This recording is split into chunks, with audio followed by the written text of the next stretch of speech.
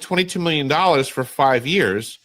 That to me is not enough money to accomplish anything other than bamboozling some folks into thinking they're involved in a real program and spending enough money so that they can say after this program is taken offline, what we're going to do is then we're going to run to the public with it, and we're going to use this program to say this is proof of the government working on UFOs. That's what I hear when I hear this. Like, they knew what the gimbal and the go fast were, and they just probably hours weren't, and they just weren't telling the media. They're like, this is where I think too is that they'll step up programs. Like if they have one project that's super secret, our stuff, right? But super secret, right? What they'll do is they'll put together another task force. And what they'll do is they'll put them on task of trying to observe the stuff that we've made, but they'll tell that team that they're hunting for UFOs. Yeah. And then that team is like, oh my God, look what we saw on the radar. And then the team that got spotted on the radar now has to make an adjustment because their UFO that wasn't supposed to be seen on the radar now just got seen on a radar. So this is where there's real programs doing real secret stuff, and then there's real programs that think they're doing secret stuff, but they're being bamboozled, they're being hazed, and then they're being dotied and told that they're a UFO, search team, but they're really, finding the proverbial F-117s. So audience is just listening. I'm going to read you something. Beginning of chapter 9. Here we go. At the conclusion of a 2011 meeting in the Capitol building with a U.S. senator and an agency undersecretary, Lacatski, the only one of the book's authors present, posed a question. But this is where it gets good. He stated, meaning you, Dr. Lacatski, that the United States was in possession of a craft of unknown origin and had successfully gained access to its interior. This craft had a streamlined configuration suitable for aerodynamic flight, but no intakes, exhaust, wings, or control surfaces. In fact, it appeared not to have an engine, fuel tanks, or fuel. Now there's a next part, which I'll read in a minute, but what this is you're officially allowed to tell us that the United States government has in its possession a craft of unknown origin, and you were able to access the inside. Is that correct? The wording that you read is correct. You're going beyond the wording. No, I'm not. I'm asking you, did that meeting happen? And is it true? And it's true. Yes. Yes. Okay, so you're telling us, you told us, because you were allowed to tell us, that our government has a UFO in its possession and has been able to access the inside of it, right? Yes. Well, that's what I was allowed to tell you. Let me show the back of the book. This is. I know. But hold up, George. Will you translate, yeah. George? All right, let's try another tack. How do we know it's a craft and not a doorstop? We accessed it. It has no engine. It has no wings. No fuel. It doesn't. We don't know that it travels. Do we know it's a craft or it's just a rock? George, you're going into the further discussion that occurred that day. All right. We can't go there. But let me tell you, we're going to try to cover that in the future. But it's delicate. It makes the technology described in here look primitive. This is killing me, Gabe. The more, like, everything that he just said was everybody playing with words. So here's what I think. Lacatski was forced to get grilled. He has to honor his security clearances, and the way that fucking scumbag Jeremy just worded everything was blatant and tactical, because there's nothing about what was just discussed when they said it's of unknown origin. That means they don't know if it's Japanese, they don't know if it's Russian, they don't know if it's Chinese, they don't know if it's from Venezuela. And Jeremy Corbell is running with it and immediately then tries to switch it to UFO as if it's a fucking alien thing not from this planet. So as far as I'm concerned, Lacatski and his crew came across human-made technology, breached it, got into the hull, and yes, it was highly advanced, Mm-hmm. Foreign weaponry. What they're doing in the courtroom would be called leading the witness. And in this case, the witness is the audience. Right.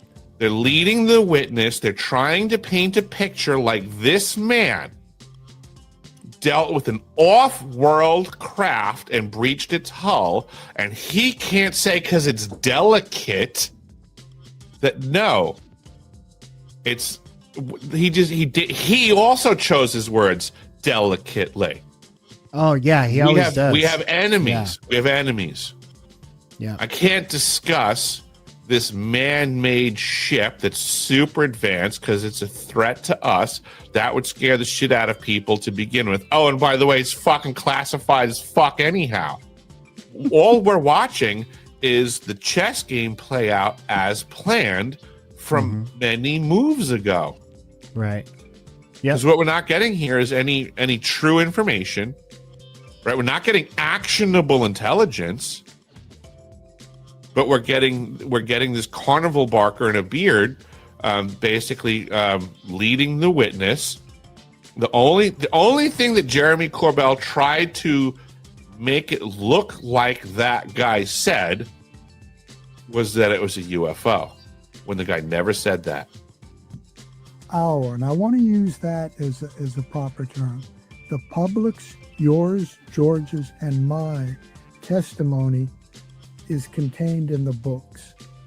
They are complete. I'll tell you in a moment how difficult that was to do, but they are complete. That's everything that I have been approved to say, condensed into what will be 1,200 pages.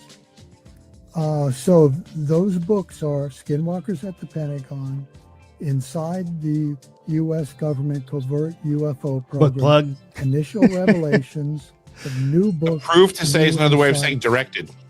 Yeah, and what's interesting is he's basically just said, look, anything I say on the Senate or House floor is going to be in these books already. And the also approved future book, let's say at 4 months, 6 months. The approved future book in 4 to 6 Right. months. So this goes right back to the NDAA and subsidized news. He's approved to say it is another way of saying directed to say. Yes, 100%. These books could have been written by someone else, and he was told, put your name on this book, read this book, become familiar with it, become a proponent of leading the witness by this book. Now, that is a complete package. That's all I could ever say to the Congress. And they can read it and know 100 times more than they're ever going to get from hearings. Okay, now, George had a good point on the next statement. These books are not written in the traditional sense. They're assembled. They are not about questionable flying saucer stories, paranormal tales, or fanciful descriptions of strange visitors from other worlds. They are not my beliefs, conjecture, or opinion, nor are they the attention-seeking babble from the internet, podcasts. Just say a team wrote them for me.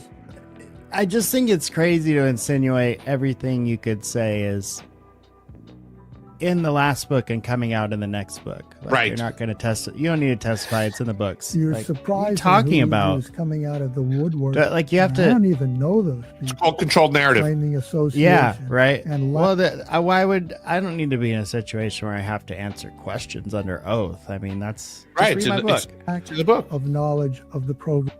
In my opinion, you all are in the middle of what I can only describe as a major and repetitive counterintelligence operation by unknown multiple operators or organizations and for unknown reasons.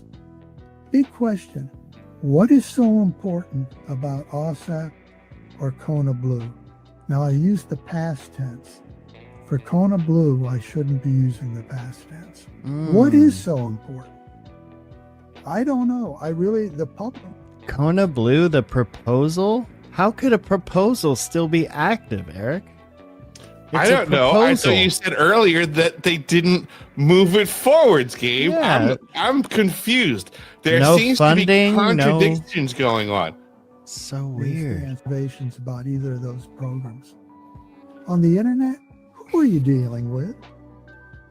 Who are you really dealing with there?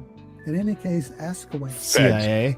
There's a bunch right off the bat from what you just said. I think if I were to summarize in my language what you're saying is that you are realizing there is a sort of human intelligence campaign that is going on. He's just realizing this. That it's prolific, and that it's doing a good job of trying to dissuade and move the public from understanding any core reality about UFOs. Did you hear the pride when he said that? Doing a good job? Okay. Exactly. So because he knows he's the fucking guy doing it. George and I know for a fact that this has been going on, and we know that AARO is a big part of it. And from what you just said, without you naming names or identifying specific organizations, it's very clear to me, and tell me if I'm wrong, that you believe AARO to be more of a counterintelligence program than anything else. Right? They're participating. Now, the individual whose email I read is very experienced in that area, but may honestly believe they have authorities they're claiming. Well, I tell you, there's some organizations in the intelligence community who claim all kind of authorities that they do not have. And so you have to be cautious when people's managers tell them that. And what are they going to do? Say, oh, no, we don't. No, they're going to, as best they can, not circumvent their managers, but play it down. Because they don't have the human can be openly discussed because we have that. Okay, and for those that are wondering what human is, it's human intelligence. So this is there's different kinds of intelligence collecting, right, Eric? You have signals intelligence and SIGINT, and then absolutely human intelligence. So this is the where the rubber meets the road. This absolutely. is like I'm really happy that you brought this up too, because this is playing with words also that we see in the community, the Pied Pipers and stuff like that, right? So you're clarifying. There is what they call human, okay? SIGINT, right? So correct me if I'm wrong, Gabe, in the vernacular and legalese, SIGINT would be non-human intelligence, correct? Right. Yep. By definition? Yeah, pretty much. Yeah. Right? It's a technicality, but I'm right. Yeah, I guess there's so. human. Yeah. Okay, there's human. Right. It's a technical term, and it's very specific, right? SIGINT could also be referred to as non-human intelligence. Column wrote it in the rear portions of Skinwalkers at the Pentagon. He suggested private money going in from multiple sources. And I can tell you now that caught people's eye. Mm-hmm. Okay. So, George, okay. So Kona Blue is being run by Target. Is that what we're hearing here? Looking for private funding so that it can't be FOIA'd. And so that the fruits of the labors of that organization can now be moved towards the corporatocracy versus the government. Same old par tricks. for the fucking course. Just what we did with Roswell. We get the government to legitimize a desire, but then we distance ourselves from the government by getting private investment and contractors involved, which goes back to what I was saying earlier, is that if you're barking up the tree of the government, they don't have the truth to give you. And here we are, back for round 2 with Mr. Lacatski. Eric, how are you, buddy? I am fantastic, sir. This is a double-edged sword. I'm looking forward to this, but it's like a test of like I feel like a sadist having to deal with this stuff. But that was that was a wonderful recap of the last conversation that we had, and I hope that it brings the listeners today up to speed with the frustration with having to deal with these things. So Yeah. I've That's the heard idea. I heard a couple of headlines in regards to the most recent interview, but just like this, the last one you recapped, I'm coming Mhm. into it pretty cold. So As am I. I'm looking forward to just reacting to this, being a real human being. I think last time we spoke, Abe, I think we're on the same page that it was a decent amount of propaganda being shoveled. Oh God, the bullshit detector was.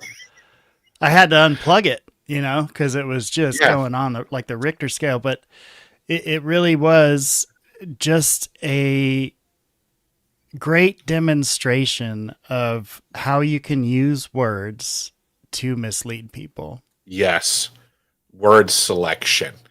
Yeah. It's like dealing with lawyers. That's what I feel like. It's like we're dealing with a legal team, and the way that they present things, the perception management, and let's say this because it alludes to that, and then Yes. people will assume that we mean this when we're really covering for that. Yeah.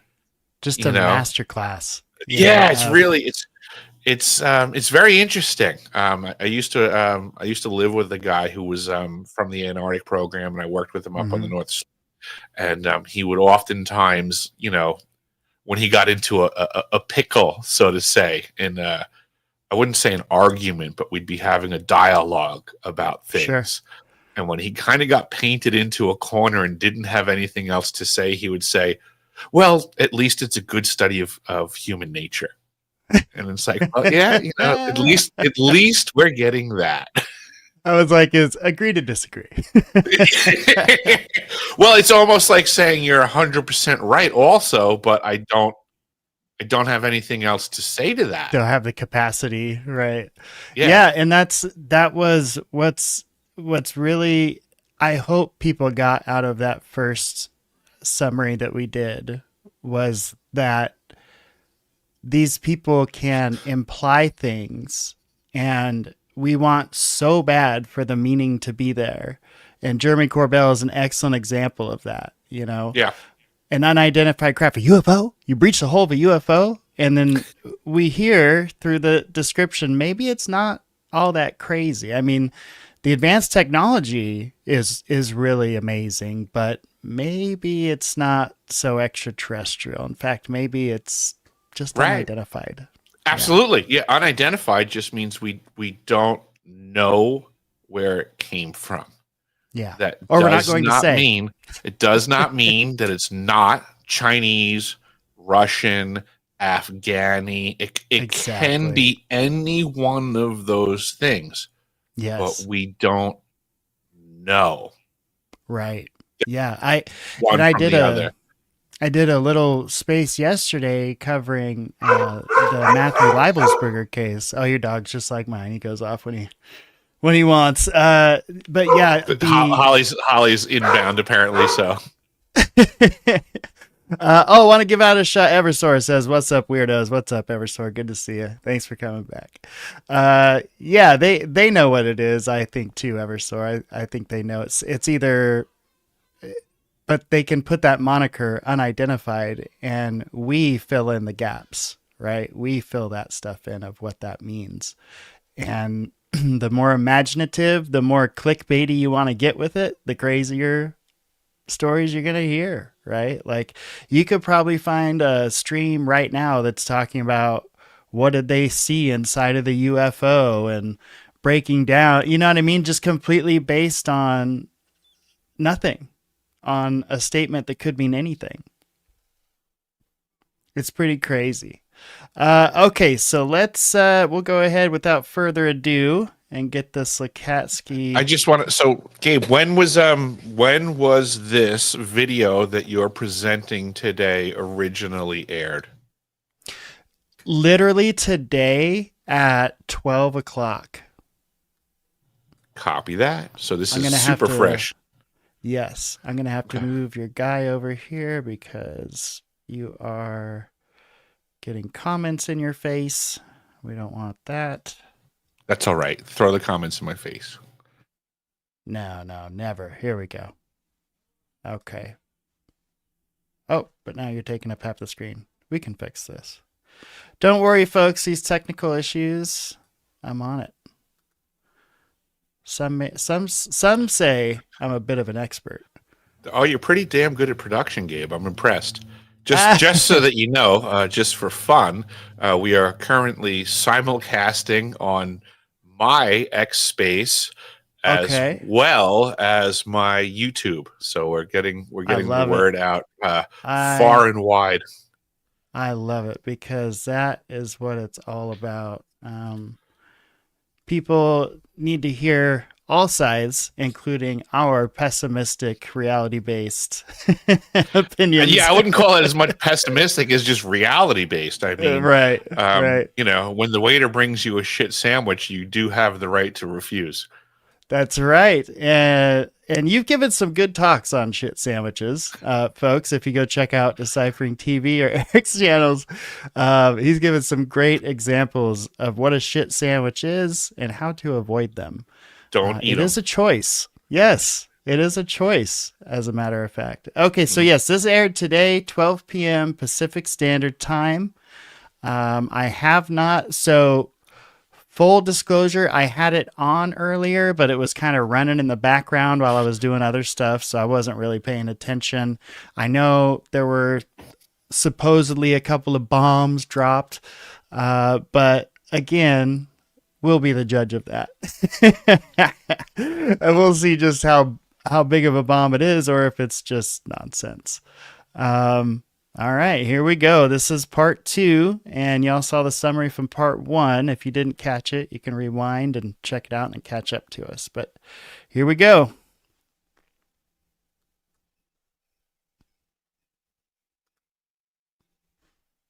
Oh, wait a minute.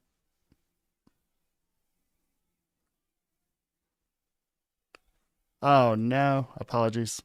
See, and just away when you're bragging about my production skills, you did that on purpose because you're a humble man. Right. I gotta stay humble. It's a great song, by the way. Okay, here we go. Second attempt. Weaponized. The following is part 2 of our interview with Dr. James Lacatski. I'm asking you about this craft. I'm asking you, was it given to us? Was it gifted to us? Was it a crash? Or you're going to get people mad at me for not answering when they know in advance, and so do you, that I can't answer. And neither could they. And neither can some of the people who are going before Congress. So, I mean, I'm sorry. I know we're like 10 right seconds right off the bat. Yeah. Right out of the You gate. already know that I can't say. You're asking it. Like, this is absurd. Thank you. Why are we pretending this is a impromptu interview?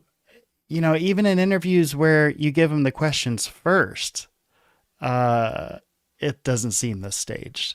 I mean, they're putting pretty tight restrictions on it if they do go behind closed doors. I'm saying the closed doors don't really matter in answering their question. Okay, here's something you can't answer. I imagine you can't answer to me if the craft had its own intelligence, if it was sentient in some way in and of itself. You're not going to answer that, I assume, right? So I got one you can't answer. Last one, George, on this craft, but I just got to ask these or I'm not doing my job. You alluded that the UFO in the possession of the U.S. makes the technology described in your other book, Initial Revelations, look primitive.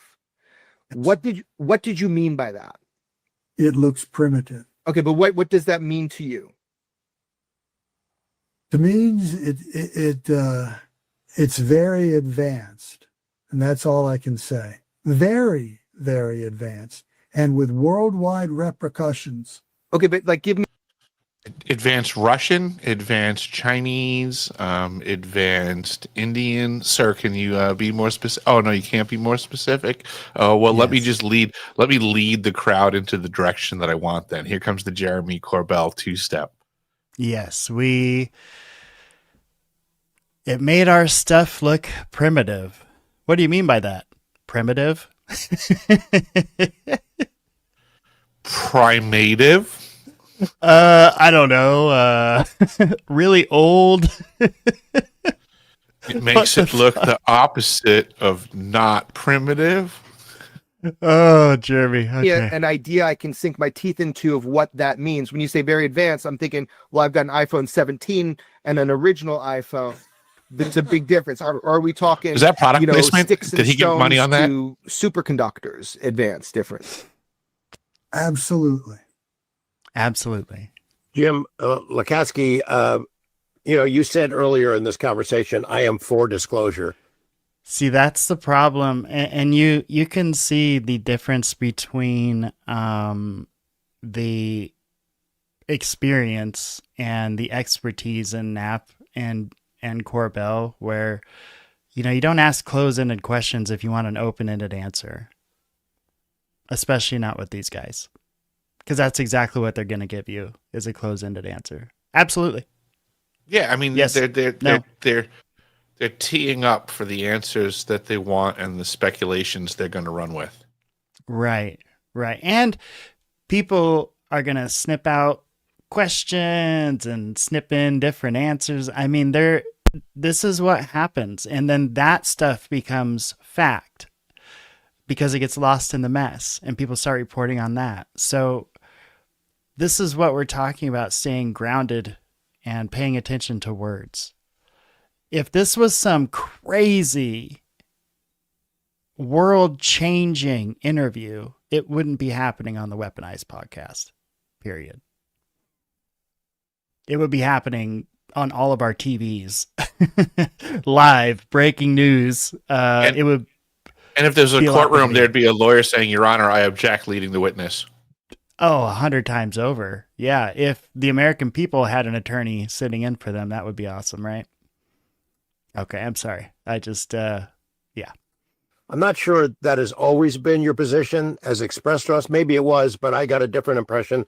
Do these books constitute disclosure? I mean, this is in my opinion, yes. They are my disclosure, and they are the public's disclosure. To remember, the public paid $22 million for the information. The resulting information from AAWSAP is for 99% is releasable. But here's another nitpick. It's not a nitpick, it's a fact. The government owns the reports. You've got to get it from the government, and you've got to have it cleansed by the government and checked by the government for public release. I can't release to you the information. If I would, I'd get a big stapler and staple all the documents together and give it to you. And if you wanted to try to interpret it, go ahead. It's going to be difficult. And that's also why, by the way, I broke up the technology portions into easy, engineering degree, physics degree, or PhD. And anyone who claims they understand all that is in those books for the technologies is fooling themselves. UFOs for dummies. So he's saying any of these folks that come out and say they've got it figured out as far as the science goes and the physics goes, they're not even close, is what it sounded like to me. And I think he also said something about his book is important. Yes, the Skinwalker books, according to him and Knapp, which, Knapp wrote that book as well. Skinwalker books are disclosure, ladies and gentlemen. Breaking, hot off the presses. What is it they say? This is... Have you ever met an author that said, don't read my book, it's not that important? Not a successful one. But what is the deal? I mean, so he's saying these books are disclosure. What do you say to that, Eric? I think that's what an author would say about his disclosure book. That makes sense. That makes sense, right? Are there any other books that he can reference that he feels are on par with his book? That would be my question. that he can't obviously be the only person out there that's doing due diligence and good research. I mean, Right. I often throw stones at people in the community, as you know. But What? there are, No, I've never heard that. but there are diamonds in the rough. Like I really feel that Dark Journalist does really good research, especially when it comes to Antarctica. I love his stuff. Yeah. I also feel that Walter Bosley does good research. I feel that Joseph P. Farrell does good research. So there are people that I can tip my hat to, even when I'm mostly in the activity of throwing stones at people. So, for someone to write a book and say, you need to understand that my book is important. It's like, it's like, it's the book, right? Yes. It's the end all. Like, we just say it's the end all, say all when it comes to the topic, and we'll just call it a day. Yeah. Well, and that's the thing about disclosure. And I think Eversor points this out. He says, to me, or her, I'm sorry, Eversor, I don't know. To me, disclosure is an official statement from President, Prime Minister, not half-truth by intel agents. And that's a great point. To other people, disclosure has already happened, right? So there's a whole gambit of what disclosure actually means. And are we going to even know it when we get it? Have we gotten it already? Unfortunately, I think precedent has been set in regards to presidents and prime ministers, is that this dilemma is unfortunately over their heads, which is why we don't get them communicating on the topic. Right. Yeah, you're absolutely right. That's one thing I know. They're temporary help in the equation. Yeah. Four-year rotation. They're a temporary employee in regards to what Eisenhower warned us, beware the military-industrial complex.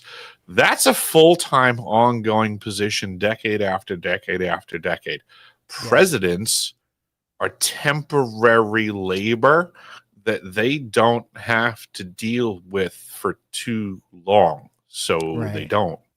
Yes. And Jim Semivan himself, the quote unquote retired CIA agent that helped run To the Stars in the Ground, he said that it's not even, since Eisenhower, they haven't even given a president a real briefing on the subject. They give them bullshit briefings. Yeah, I mean, hence the warning. Thanks, Eisenhower. I mean, I appreciate the warning, but you're right. Like that, he gave us foreshadowing. Yeah, he knew that it was going to be outside of the office of the presidency, so he gave us the warning. And lo and behold, here we are, many decades later, suffering under this, equation of secrecy. Yeah. At super high levels, monopolized technology. That's the thing right there. It's monopolized technology. And they will use this whole entire UFO story spiel as a smokescreen for as long as they can to cover the proverbial asses of the corporations that are monopolizing the technology. These are rogue factions in as so far as that they are operating without the oversight of the government, which is the servant of the people. So we, the people, have elected servants that are supposed to keep these things in check. If they can't keep them in check, they are rogue factions and they have massive amounts of technology that we, the people, are not privy to. That's a very problematic situation. I agree. I think it's something we all need to be, make a little adjustment here. It's something we all need to be aware of. And oh shit, like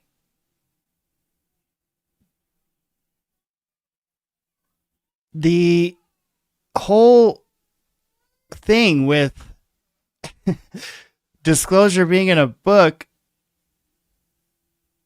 I wonder how many authors have said that before. How many times have we seen an author say, this is it. This is the book. This disclosure is in this book.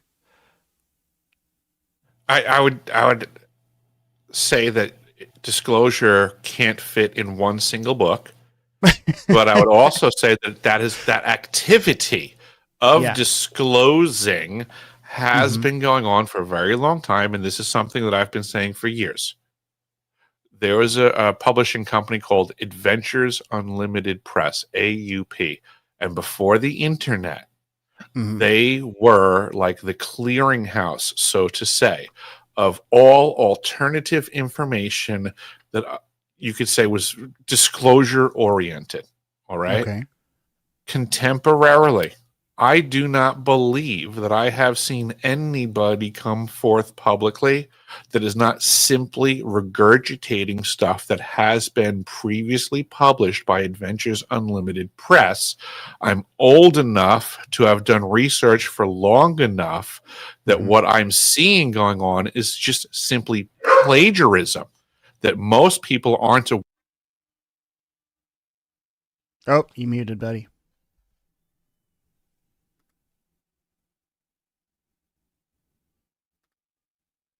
You're muted. You're muted in StreamYard, if that helps.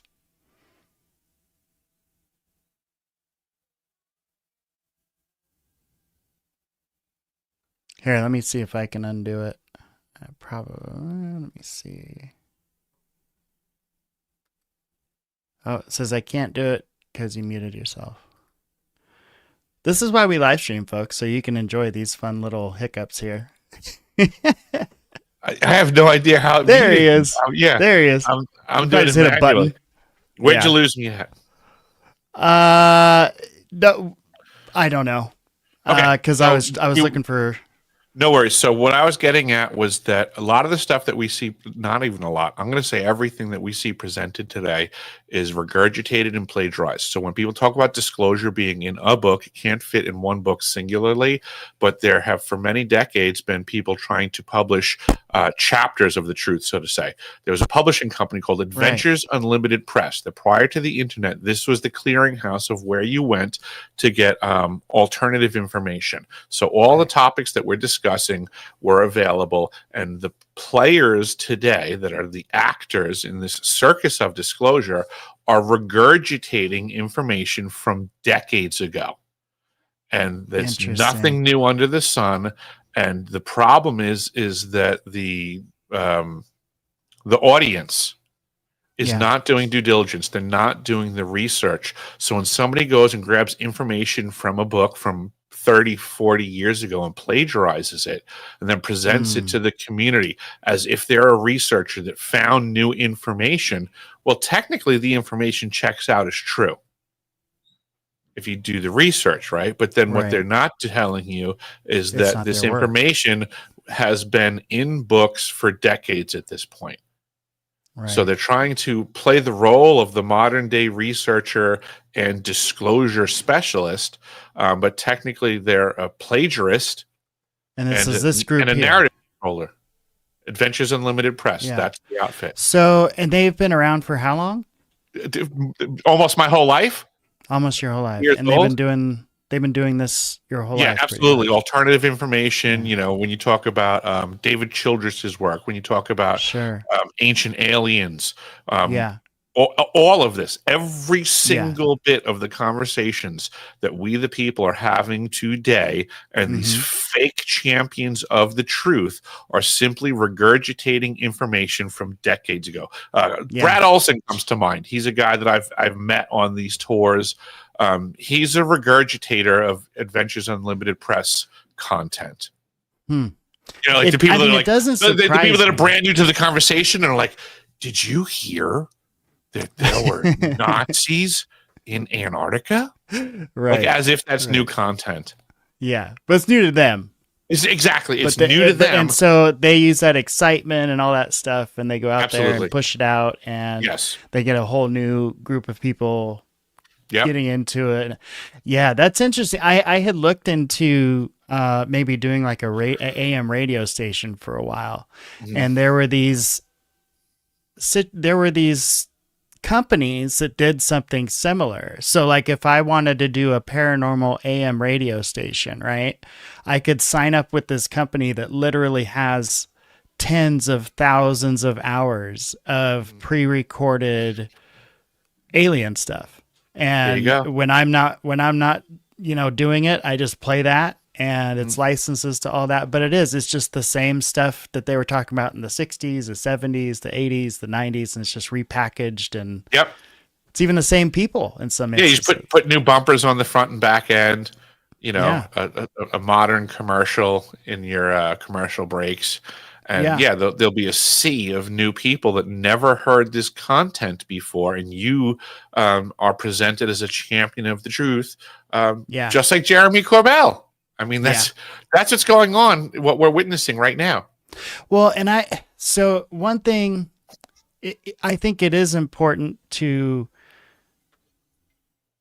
there's a difference between like genuine excitement and pushing for honesty and disclosure, and then like misleading people. And I don't know where Jeremy is on that path. I really don't. I don't know if he's just the useful idiot or if he's part of it. I can appreciate that it may be challenging to know, right? Yeah. But here's where a red flag comes up. If you're pumping out information that's decades old and you're not giving references like a bibliography, that's called stealing. That's called plagiarism. Yeah. Yeah. So that to me is the litmus test. It would be one thing if you were being very genuine and you said to the audience, I appreciate that you are youthful in the topic and in your lives. But there's very important information that I want you to know that's been around for a very long time. I got it from this book, and this book, and these are the qualified researchers that have been doing it for many decades. And it's only because I can stand on the shoulders of those giants to speak to you today about this topic. Yeah. To not do that, to try to steal the thunder, the labors of the people that have toiled at this for decades before you and act like it's your work. He can go fuck himself with that shit. That's just disingenuous thievery. It's called being a plagiarist. The risks that were taken, right? Yes. It's not like all these folks did this without some kind of risk. Many decades ago, people died for doing this. Right. These were the veterans of cognitive warfare. Yes. And so in a way, it would be stolen valor. Yeah. And you this is not like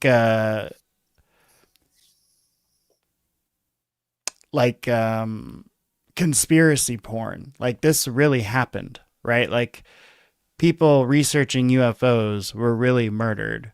And it's happened multiple times over the years. And so it's just one of those interesting data points where it's like you're not sure what it is, but there's definitely something going on there. Are they getting too close? Are they stirring up too many problems? I don't know, but we listened to Lacatski talk how careful he is, and it makes you wonder, is he just scared? I think he's being very tactical in his word selection, which is probably why he was tapped for this role, because he showed proficiency to wear the collar and the leash and know how much of a line he was given and when to, pull back. Yeah. Well, yeah, obviously he's been able, with kind of the crazy things that he said so far. And I guess they're not crazy. More shocking things, some of the more shocking things he said so far, he's pretty much been able to show the receipts. But yeah, what a DIA intelligence official, what's the game? Why are you coming out with it now? What are we doing here? Yeah, if I remember correctly from the last time we spoke, he had mentioned that he wasn't necessarily the author of the book per se, but that it was assembled. So Yes. I gather that he is like in many ways the CEO of a corporation, not necessarily the worker or the producer, but the public face of said entity. Right.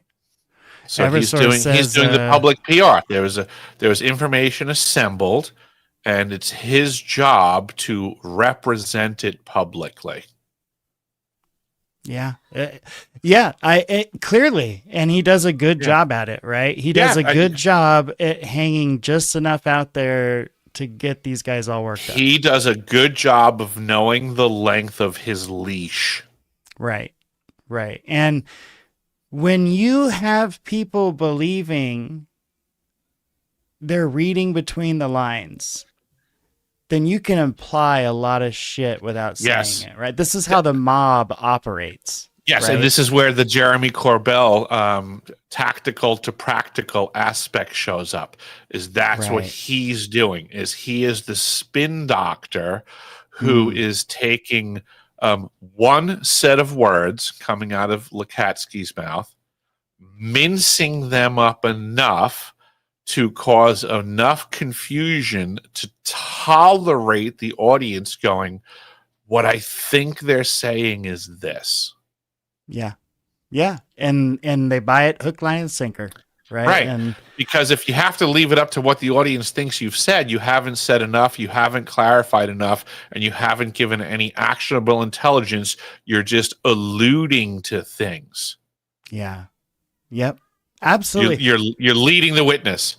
What you're not doing is giving the facts. Eversource says a Canadian ufologist died in his kitchen last year. He had a YouTube channel exposing the moon. That's interesting. I exposed my moon many a times, and I'm still alive. Many road trips. It's interesting when I opened my reporting line for the first time. Right, I have a UFO UAP reporting line, and when I first dropped it, nice. Yeah, when I first dropped it, I swear.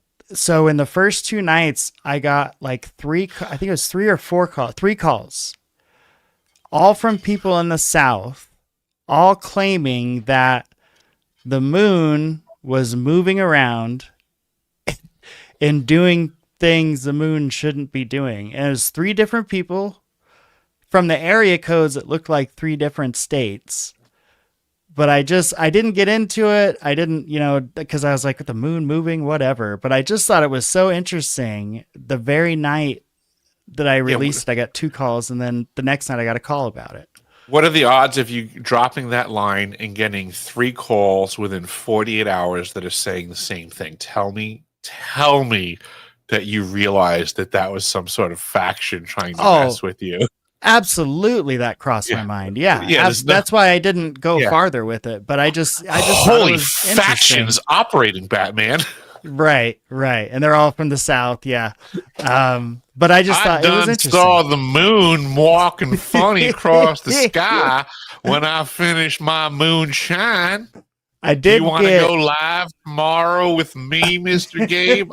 I got all of them there. Watch the moon. Yeah, and I got 2 of my cousin sister wives that can corroborate it. That first cousin sister's pretty good looking. I might have to show up for that. She's got my favorite too.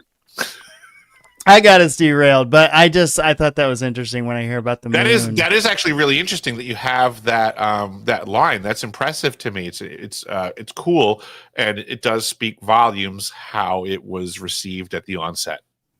Yeah. Par for the course. Exactly. With the factions.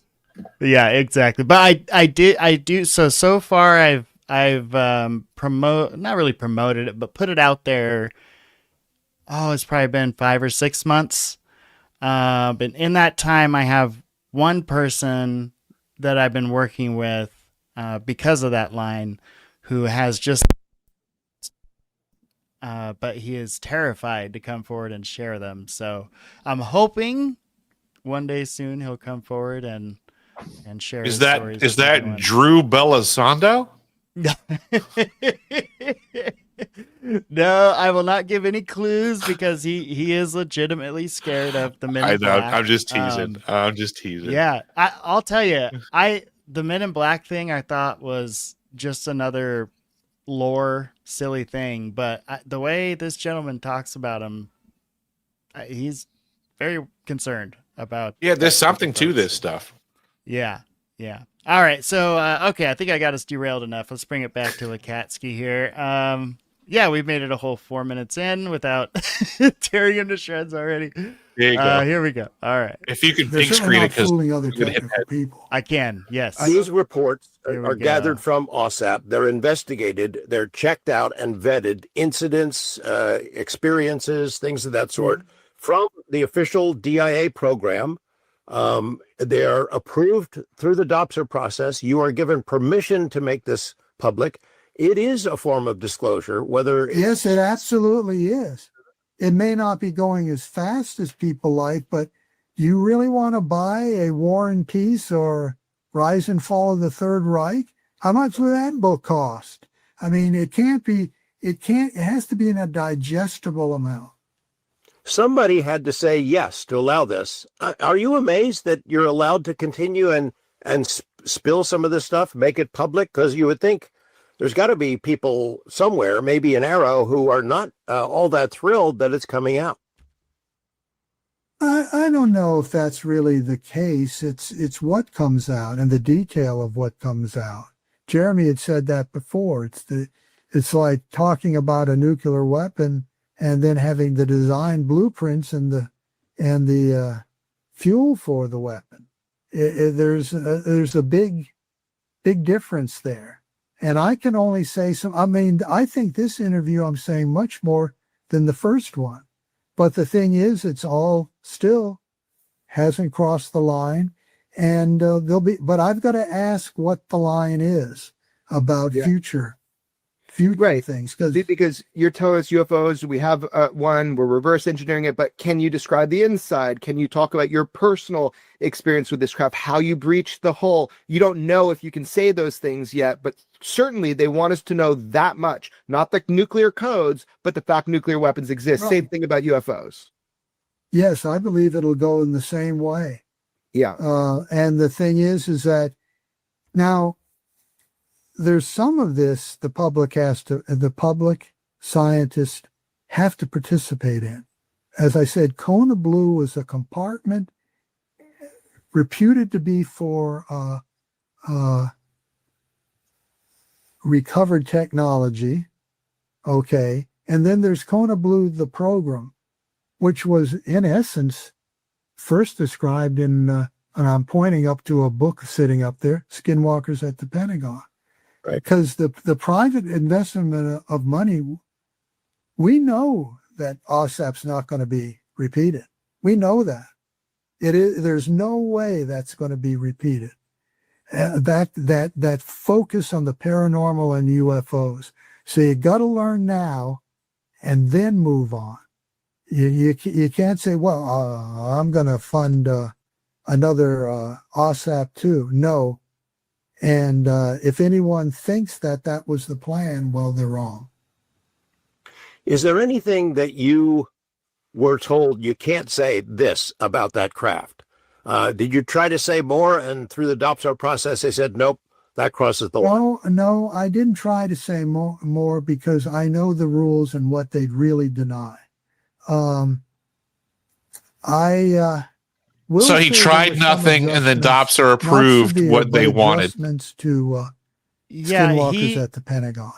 That's the thing is like. Yeah, pause this for a second. Yeah, he literally just said he didn't try to get out any truth. That's technically what he just said. He put no effort into getting out anything, and this is a DOPSR approved project, which basically means this is the information that the government wants people to believe in. I mean, I'm not even going to go with saying that this is accurate or true, because last time we spoke also, we had an appreciation for the NDAA that was signed under the Obama administration, which tolerated the subsidizing of the news, Gabe, which I believe this is what we're witnessing 1,000-fold.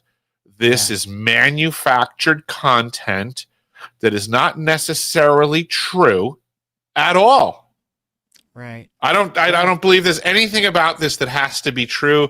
This could be the subsidizing of the news 1,000%. Change my mind. It's no, I can't, because I think that you're right. A book is news media, right?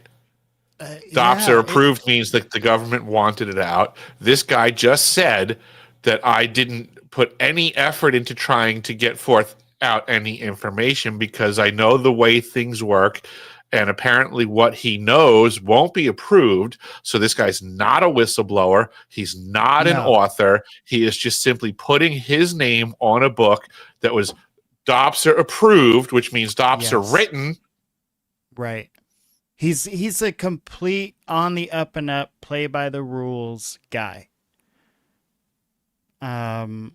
Yeah, he's a barking dog on a short leash. That's his job. Right. And the government needs guys like that. Don't get me wrong. I mean, it's important to have guys They've like been that. using them for many decades. Right. Right. As far as manipulating the media, y'all have to understand, like, Obama made it legal for the media to propagandize us. Not to lie or to subsidize the news. To straight up try and manipulate the way you view and think about things. Not providing facts with caveats. It's dangerous shit. And take a look. This is a short video I made. This was from the fucking 70s. So this is when it was supposed to be illegal to propagandize our people. And listen to what our CIA was doing to us. What they're saying is to disseminate propaganda to influence people's minds. And this is a major function of the CIA. 400 journalists cooperating with the CIA. 400 journalists cooperating with the CIA. 400. And I'm sorry, did you have a time period from when Mr. Stockwell was making this statement? I think this was, it was either early 80s, late 70s, right in there. So this is back when it was still illegal for the government to subsidize the news. Now that it's legal, I wonder what that crew complement has gone up to in the deception category. Right. And now, well, I'm just going to let this play out here for a minute. Biggest names in the business to consciously introduce the stories into the press. Well, give me a concrete example of how you use the press this way, how a false story is planted and how you got it published. Well, for example, in my war, the Angola War that I helped to manage. Now he says he helped to manage the Angola War. That's because there was no Angola War. 1/3 of my staff not was public propaganda. facing. Ironically, it's called covert action inside the CIA. Outside, that means the violent part. I had propagandists all over the world, principally in London, Kinshasa, and Zambia. We would take stories which we would write and put them in the Zambia Times. We had the complicity of the government of Zambia, Kenneth Kaunda, if you will, to put these false stories into his newspapers. Which our government has now given our intelligence community as well. But after that point, the journalists them out and send them to a journalist on our payroll in Europe, Reuters and AFP. The management was not witting of it. Now, our contact man in Europe was. And we pumped just dozens of stories about Cuban atrocities, Cuban rapists.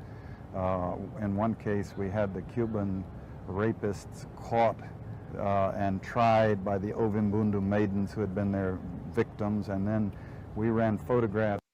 It was just completely fake. They made up this story about the girls that were raped getting to try the guys that raped him and all this stuff. And it was like, yeah, it's all bullshit. Yeah, and if you can't get it directly into the American media mechanism, you just first get your foot in the door by finding a country that you can. In this capacity is Zambia. So now, once it's a legitimate article over there, well, then the American press could be like, oh, this just in from Zambia news department. Exactly. Yeah, this is a total con job. This is from the Zambia whatever press, and then they cover it like it's an actual legitimate story. If anybody thinks that at this stage of the game that the disclosure community in the greater social network webs is not wholly infiltrated, you have got your head so far up your ass at this point, it's not even funny. Right. And that doesn't mean give up. And that doesn't mean of course not. It means fight harder. It means fight harder, be more critical, be on the attack. That be when vigilant. Be vigilant.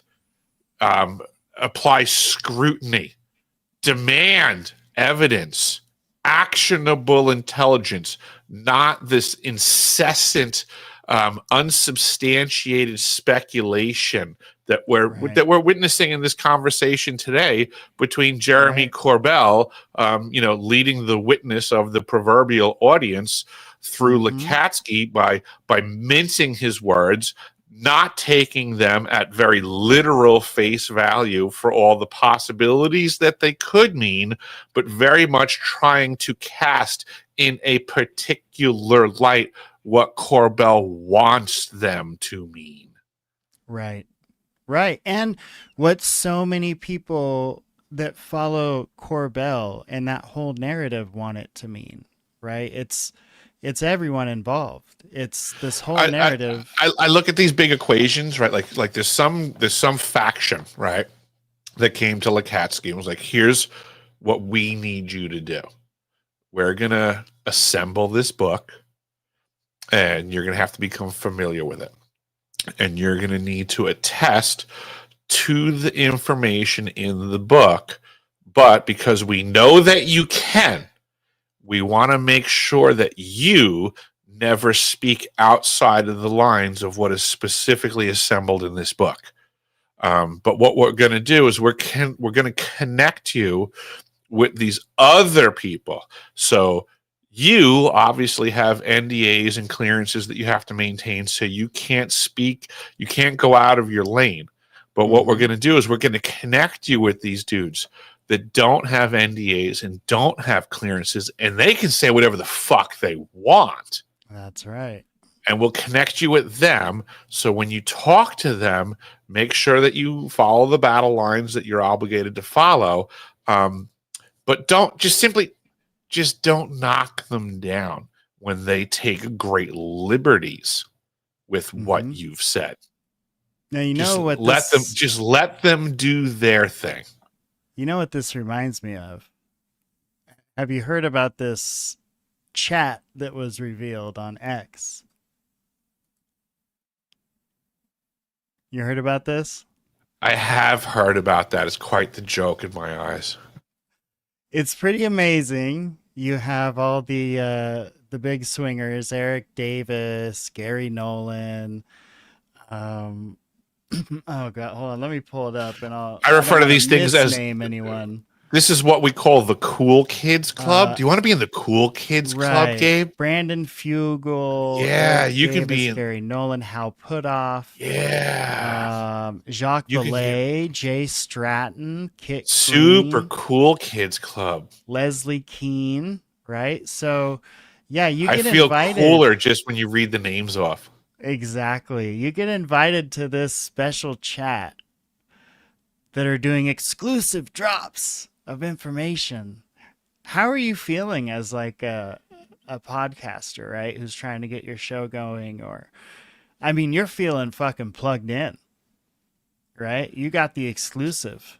That's what they think, but then what winds up happening is it's just a bunch of BS and people patting each other on the back and then doing info drops where they say this is the super secret stuff, just so you know and you're in the know. But like, because you're in the cool kids club, I'm trusting that you won't ever actually go public with it. Right. Because it's a fucking shit sandwich. It's a total shit sandwich, but they're convincing the people that it's, the shit sandwich with cheese and it tastes really good. But what it's really doing is putting everyone on a leash, and shutting them up and giving them tests. It's a test. They give them bait. We're gonna throw a shit sandwich on the table here and see if anybody runs outward with it. Right. And I did some thinking about the Leslie Kean VIP dinner. So they would have these conferences and then they would get like 7 to 10 of the upper echelon podcasters, right? The podcasters that are doing really well. They would bring them back to this exclusive dinner where it was just Leslie Kean, a couple of her folks, and the rest of these podcasters, where she would tell them, hey, the end is nigh. The end is coming. NASA knows that we're going to get attacked or struck by something, or something's going to happen and we're all going to die. And this is the secret. And it got me to thinking, like, even if you don't release that secret, like let's say you sit on it as they all have and you don't say anything, that's still going to influence you in such a dramatic way. Like if you think the end is coming, every question you ask, every interview you have, every piece of information you get is seen through that filter. Yeah, I mean, it's all shenanigans. I mean, the last time I went to a big ass VIP dinner was the 2023 Greer event where we got red teamed by, Jake Barber and Fred Baker. Fred Baker sitting at my table for dinner with me, and now this guy's trying to act like it never happened. And I call him out every time I see him speaking publicly, and he gives me grief. And he's, you don't understand how much we support you. It's like, bro, by all means, at any point in time, stop red teaming me and show me any evidence of you supporting my effort. Yeah. It's just a tactic that, like, this guy red teamed me. So now when I see him making comments publicly, I jump his shit because this guy came at me. And then his response to me giving him crap is, you don't understand how much we're trying to help you. And it's like, that's correct. Because I see no evidence of you trying to help me.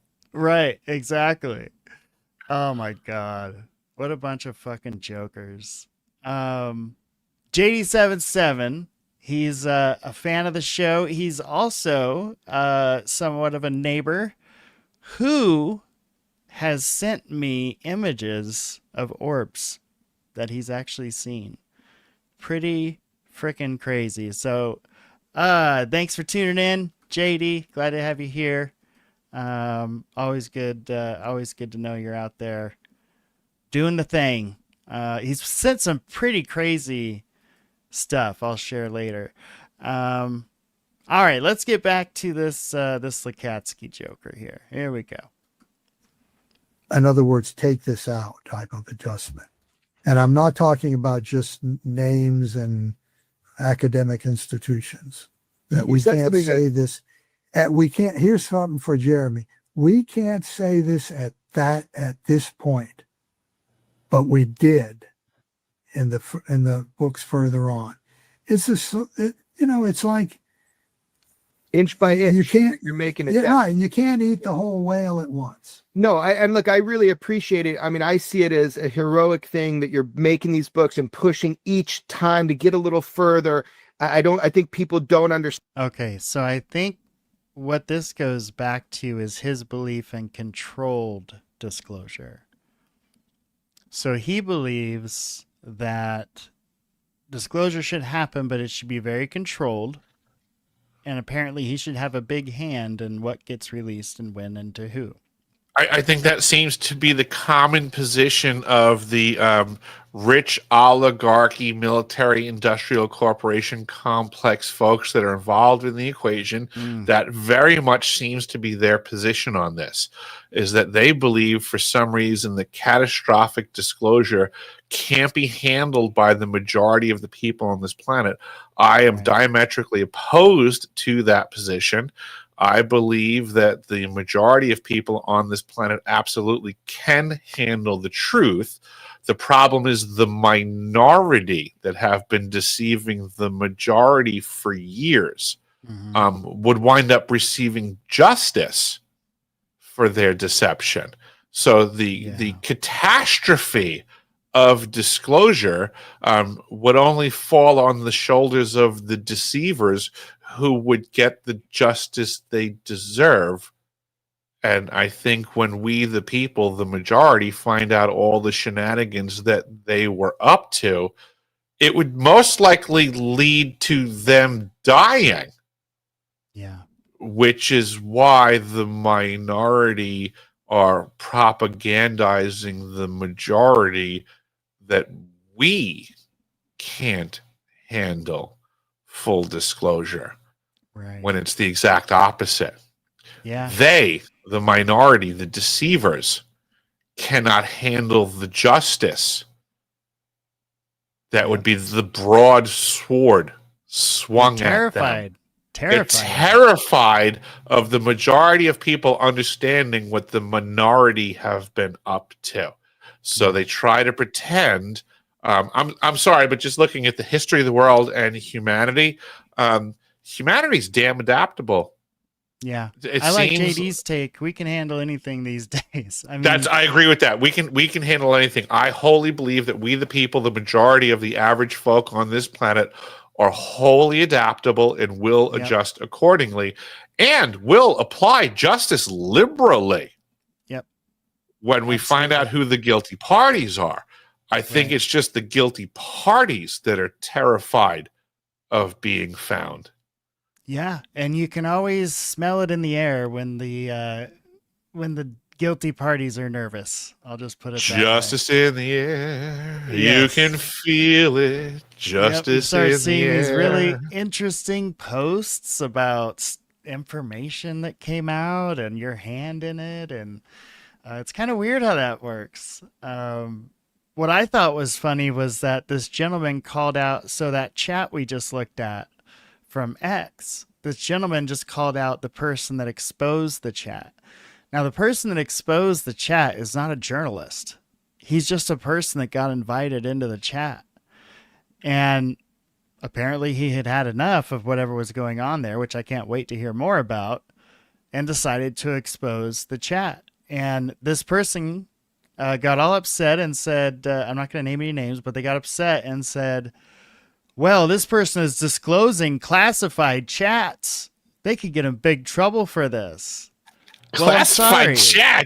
If you're releasing classified information on an X chat, you deserve to get in trouble for releasing classified information on X chats. Like, how stupid could you get? That's ridiculous. Gabe, where's the classified section on X here? I'm sorry, I didn't. Yeah, I didn't quite see that. Is that what I got involved with when I started spending $7 a month towards Elon Musk? Yeah. I didn't realize that I got full levels of encryption coverage. classification. Was there one of those lie detector tests? I mean, what are we at TSSCI? I mean, I got a blue check. Does that mean that I'm supposed to have some level of? So crazy. All right, here, I'll let this guy go on here. This is just nuts. Understand that, or they're very frustrated that you take your oath seriously. But something you just mentioned that I think is a big point of yours that we haven't really pushed on at this point. I mean, you basically ran the X-Files for the U.S. government. I mean, it was pretty wild. There were wild things that occurred, but you said it best. You said a study focused solely on UFOs, on various unknown nuts and bolts type craft flittering around in the skies over military bases and facilities would never get to the heart of a much larger and complicated mystery.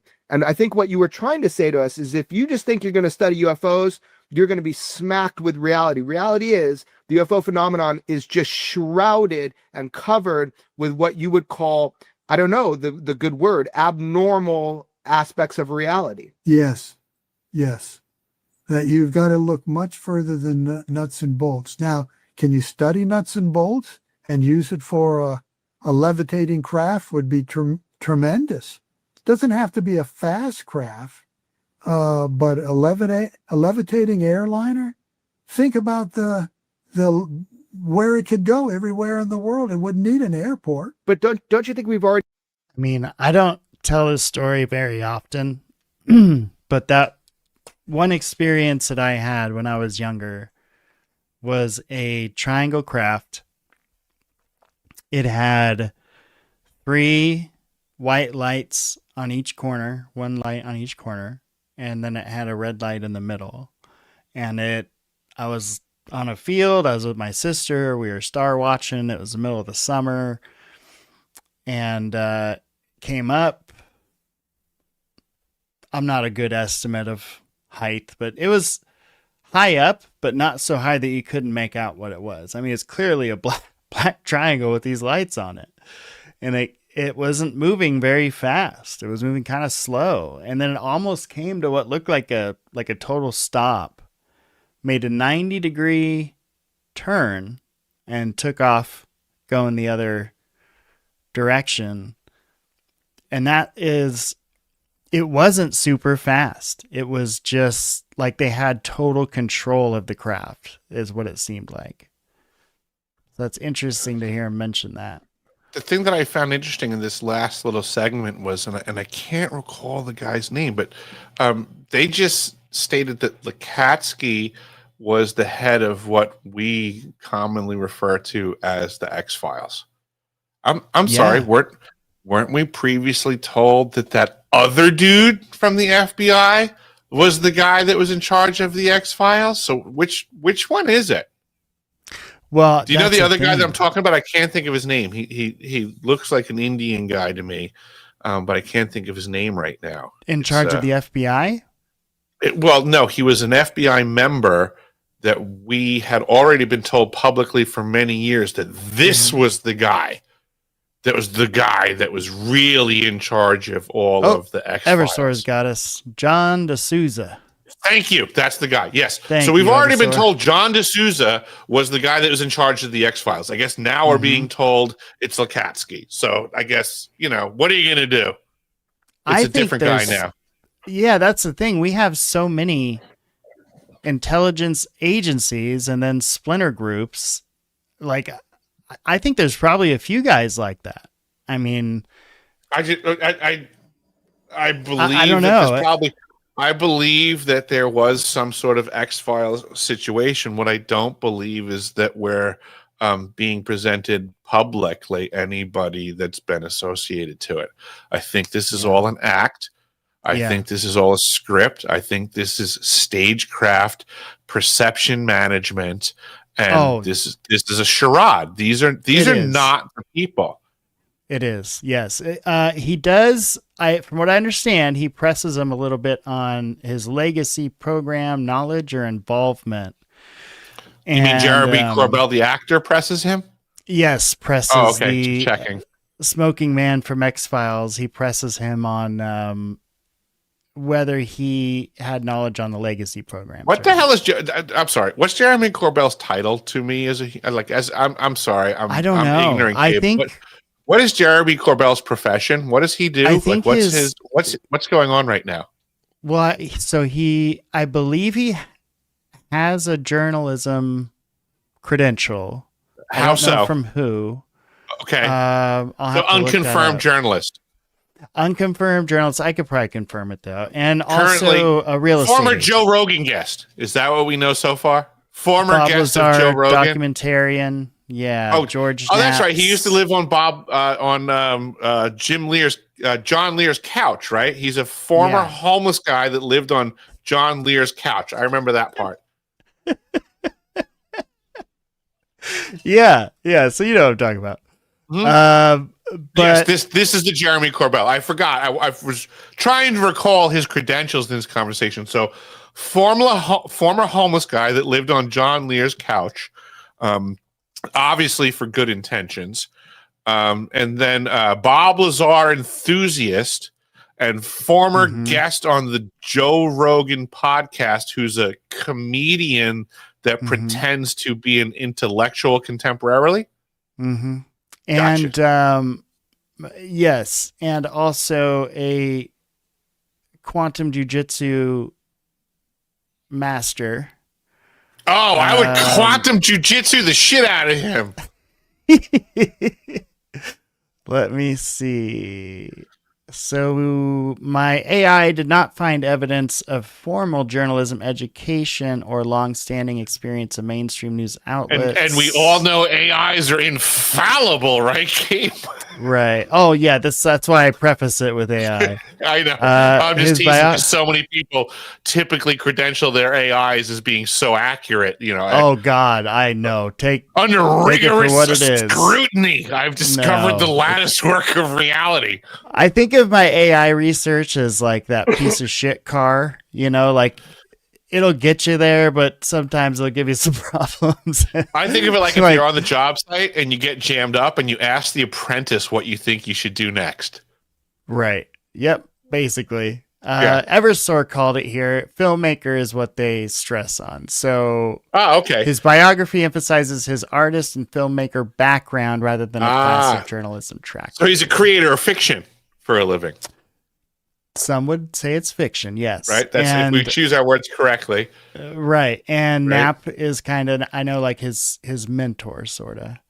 All right. So let's keep going here. This is He achieved that. Like we hear about all these people on military bases seeing triangles, and you're doing this study, AAWSAP, to try to figure out the physics of how to do that. Do you think it's already been achieved by the U.S. government, or it hasn't, and that's why AAWSAP had a lot of value?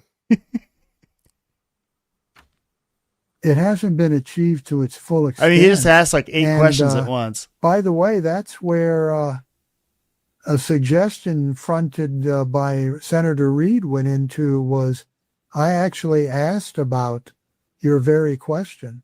Can we just cut through all of this and do what we can do right now and check out this type of craft to the point of using all the money? It's like Just make it. putting all your chips on one, because I said the breakthrough would be tremendous if we could just pursue that. That wasn't funded either. Okay, so It was difficult. just make it. Senator Reid got into that a wasn't funded either. situation where people were turning down the money. Can we fund the truth? After No, that another wasn't were funded turning either. Down the money again. Well, one of the big revelations, I think, from part 1 was that Kona Blue, what we may be looking at, is a modern day legacy type program where Kona Blue went from proposal to actual program, but under private entities. So it's almost like they're just doing what they did previously with the legacy programs. That's literally always been the case, is my understanding. Yeah. Is that the conversation gets started with public monies and public servants. Right. And then they realize there's no way that we can operate this because the people have oversight of the government, because the government is in service to the people. So the only way, supposed to be. So the only way that this can function with complete plausible deniability is to do a little quarterback sneak. And what we're going to do is dip the ball over into the private sector that is free from the Freedom of Information Act. Right. And can promise them a bunch of wealth, and they promise us exclusive access. And well, not even promise them wealth, just give them the ball so that they can operate in an unregulated capacity. Mm-hmm. And they have infinite. Oh, you muted again. Oh, you muted, buddy.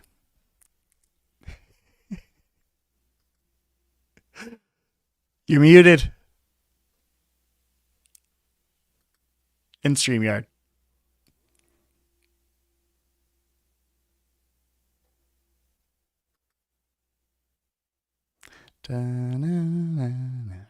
Dopey ass app. There he goes. All right. Yep. I'm sure it is. Yeah, it's all good.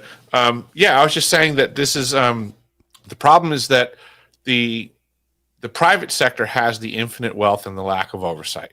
So Right. what ball gets started rolling on the field, so to say, in the government where the conversations initiate, they immediately get pulled out of the government, pulled into the private sector, because technically the government only limits how much money can be invested as a client to the corporations, because they have to account for the taxpayer dollars going into a direction which makes it subject to freedom of information and oversight. But if they can say, well, we never funded that program, it's word selection to make people think that the activity stopped. Do it. What that Yeah. really means is that it left the government sector, went to the private sector. Now it's wholly unregulated, not possible to be freedom of information acted, and has infinite wealth available to invest in it as a monopolized technology that's operating without oversight and unregulated. Right. And this may be why we're hearing about FBI involvement.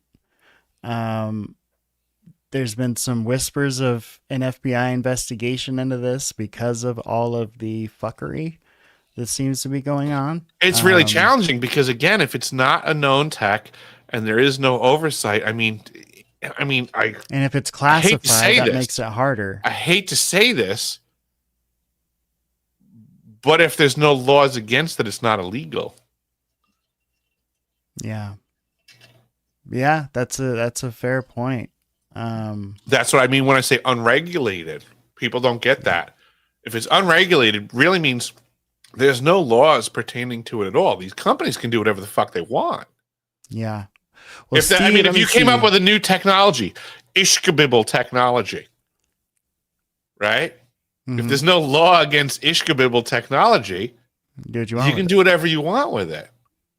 Well, Steve Long, let me see. He's typing out here. This looks like an important point he's wanting to make. So before Bigelow's AAWSAP investigated the Illinois Black Triangle case, Bigelow's NIDS investigated it. And other big black deltas, as NIDS called them. NIDS concluded in 2002 the black triangles were DoD lighter-than-air blimps, created by Air Force Material Command and Air Mobility Command. 2 years later, in November 2004, NIDS retracted this without any explanation and disbanded. Then a few years later, AAWSAP stated... looks like he ran out of room there, but AAWSAP stated maybe it was correct. I'm not sure what he meant there, but so big black triangles were lighter than air blimps operated by Air Force Material Command. Wow. Then a few years later, AAWSAP started up. Okay. Remember last time when we were talking about the large craft, the companies that I tried applying to up here, and this stuff's been around for decades, and it's just on the back burner of public perspective. Absolutely. But I mean, I've applied to companies 10 years ago that provided these services. I think one of the best avenues for research that I have found to what is available technology and programs is simply looking for jobs in Alaska. I mean, 10 years ago, I was applying to jobs in the remote bush of Alaska that were hosted by the DoD, now the Department of War, but previously the Department of Defense was looking for employees to work in the remote Alaskan bush to install and Gabe, you were in the military, so you know about forward operating fuel locations, like fuel depots. Yeah. Right. So they were building these all over the state of Alaska for the last 10 years. The DoD was hiring for welders, plumbers, all types of tradesmen to build these forward operating fuel depots throughout the state of Alaska. Now, it's not necessarily that, Gabe, that's a great question. Why would the Department of Defense need to prepare to have all of these fuel depots peppered all over the state of Alaska unless they were already planning to need to refuel all of their vehicles in all of these remote locations? But why would they need to do that, Gabe, if there wasn't a war coming, Gabe? Russia? I mean, Russia's pretty close geographically, right? I can appreciate that we are the line in the sand when it comes to all Arctic military endeavors. What do you think it is? I absolutely believe that we're being set up for more conventional war type activities. I am concerned that the state of Alaska will be proverbially thrown under the bus, that some sort of an invasion activity will be tolerated in this state exclusively. No. Yes. So imagine if you're in the lower 48, Gabe. Just hypothesize with me a little bit here, right? If all of a sudden all of the lower 48 was watching news about the invasion of Alaska militarily, do you think anybody would pause after the COVID debacle if all of a sudden they laid down the law and were like, these are the rules and regulations, we are in a state of war, Alaska's being invaded, and we have to do these things to prevent what's happening way over there from happening over here? Yeah, that's interesting. There would be a lot to manage because there'd be a lot of militia groups. There would be a lot of yahoos, right? They've been waiting for this moment their whole life to use their arsenal. I don't know how that would go. That would be. Hold on one second, because you just said that. I'm going to go grab some paraphernalia. Just because of the conversation that we're having, I find this highly pertinent. Give me about 27 seconds. Don't worry, buddy. We'll listen to this madman here for a minute. Doesn't that seem a bit odd? A minority I'm a little worried. leader and then a former majority leader of the Senate, and they're turning down new money? Isn't that odd? Why would they be doing it's going back to that final statement I made? What is it about AAWSAP and Kona Blue that somebody has to poo-poo on it and degrade what is and ridicule and laugh at it? Why is that? And it's not one or two or three people. It permeates the public. It certainly permeates. I had some doozy of arguments with people at the Pentagon. I'm not telling you. And, I could have, but I knew what they were going to do as soon as they learned anything.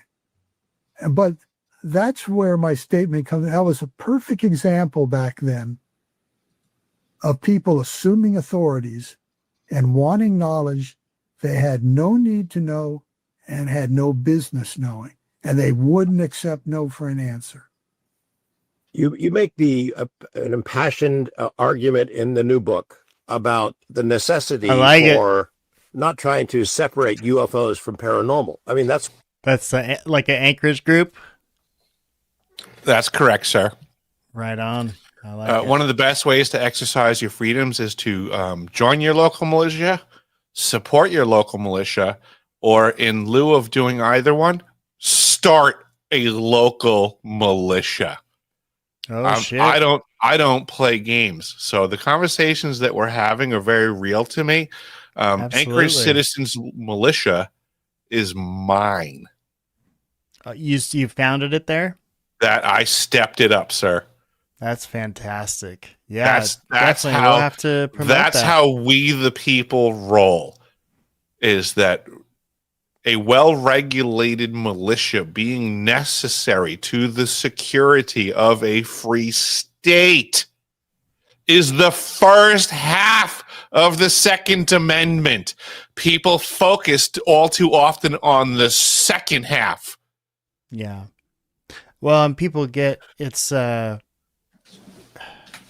of those things where it's your right to defend your neighborhood, it's your obligation. It's not a right, it's an obligation, Gabe. Right. Let's not play games here. Some people don't look at it as an obligation, though. I understand that, and I would call them cowards. Well, I've often thought like we should do a mandatory service thing where if you're a pacifist, that's the militia. Okay, join the That's Peace the militia. Corps.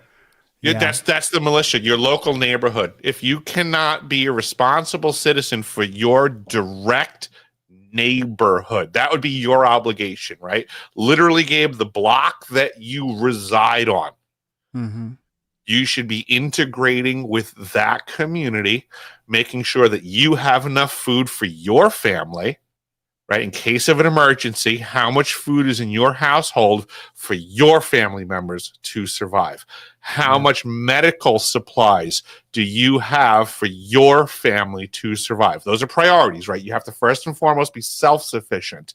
And then once you gain that level, then you need to start to network with the community. There's, first level, second level, third level of triage type stuff. I'm sure you were in the military. I'm sure you have a certain amount of medical training. Limited. I wouldn't trust me. Limited, right? But tourniquet application and things like that. Sure, but you know that you can be trained up on them, right? I got certified as a stop the bleed instructor by the Red Cross, which means that I can train people on how to apply tourniquets and stop major hemorrhaging. Nice. Right? Like these are things that anybody can learn. Right? Heaven forbid you get into a car accident, any kind of incident that happens in the regular world. This is just standard stuff, right? Yeah. Anytime things go wrong, the number one cause of death is soft tissue damage, which means bleeding out. Bleeding out happens in 3 to 5 minutes. Well, I learned in the state of Alaska, right? Dangerous. In the state of Alaska, more often than not, if you get injured, help is more than 3 to 5 minutes away. So if you're not skilled in tourniquet application and how to pack wounds and mend soft tissue damage until more help can come, you're a non-useful body. So I think it's very important that there's certain skill sets that people engage with as a community.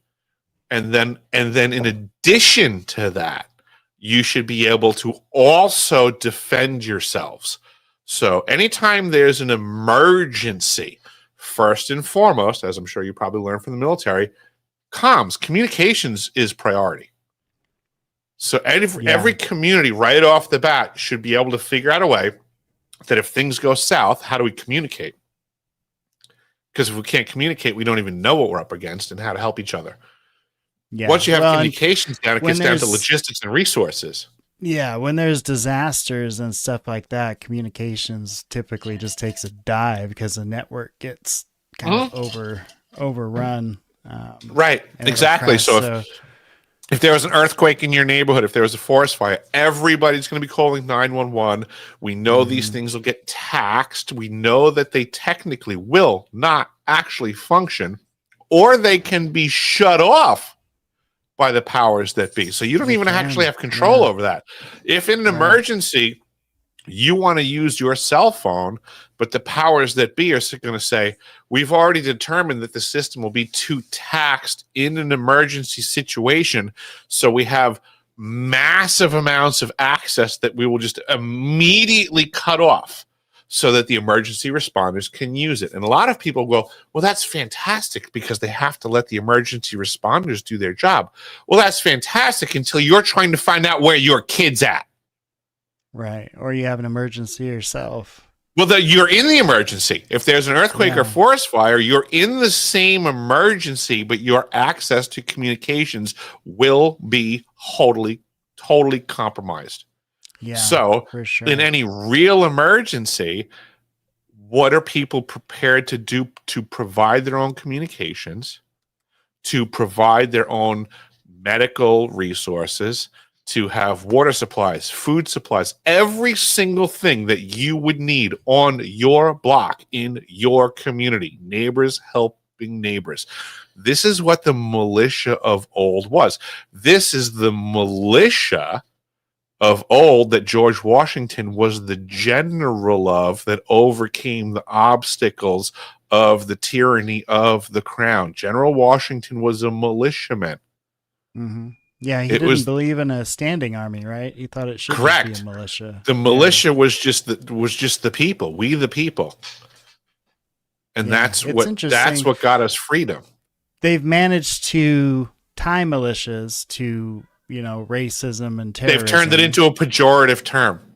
Right. And so people are naturally scared and back away from them. Right. They like to say that the militia folks are crazy. They're anti-government. That's somebody trying to cast in a bad light.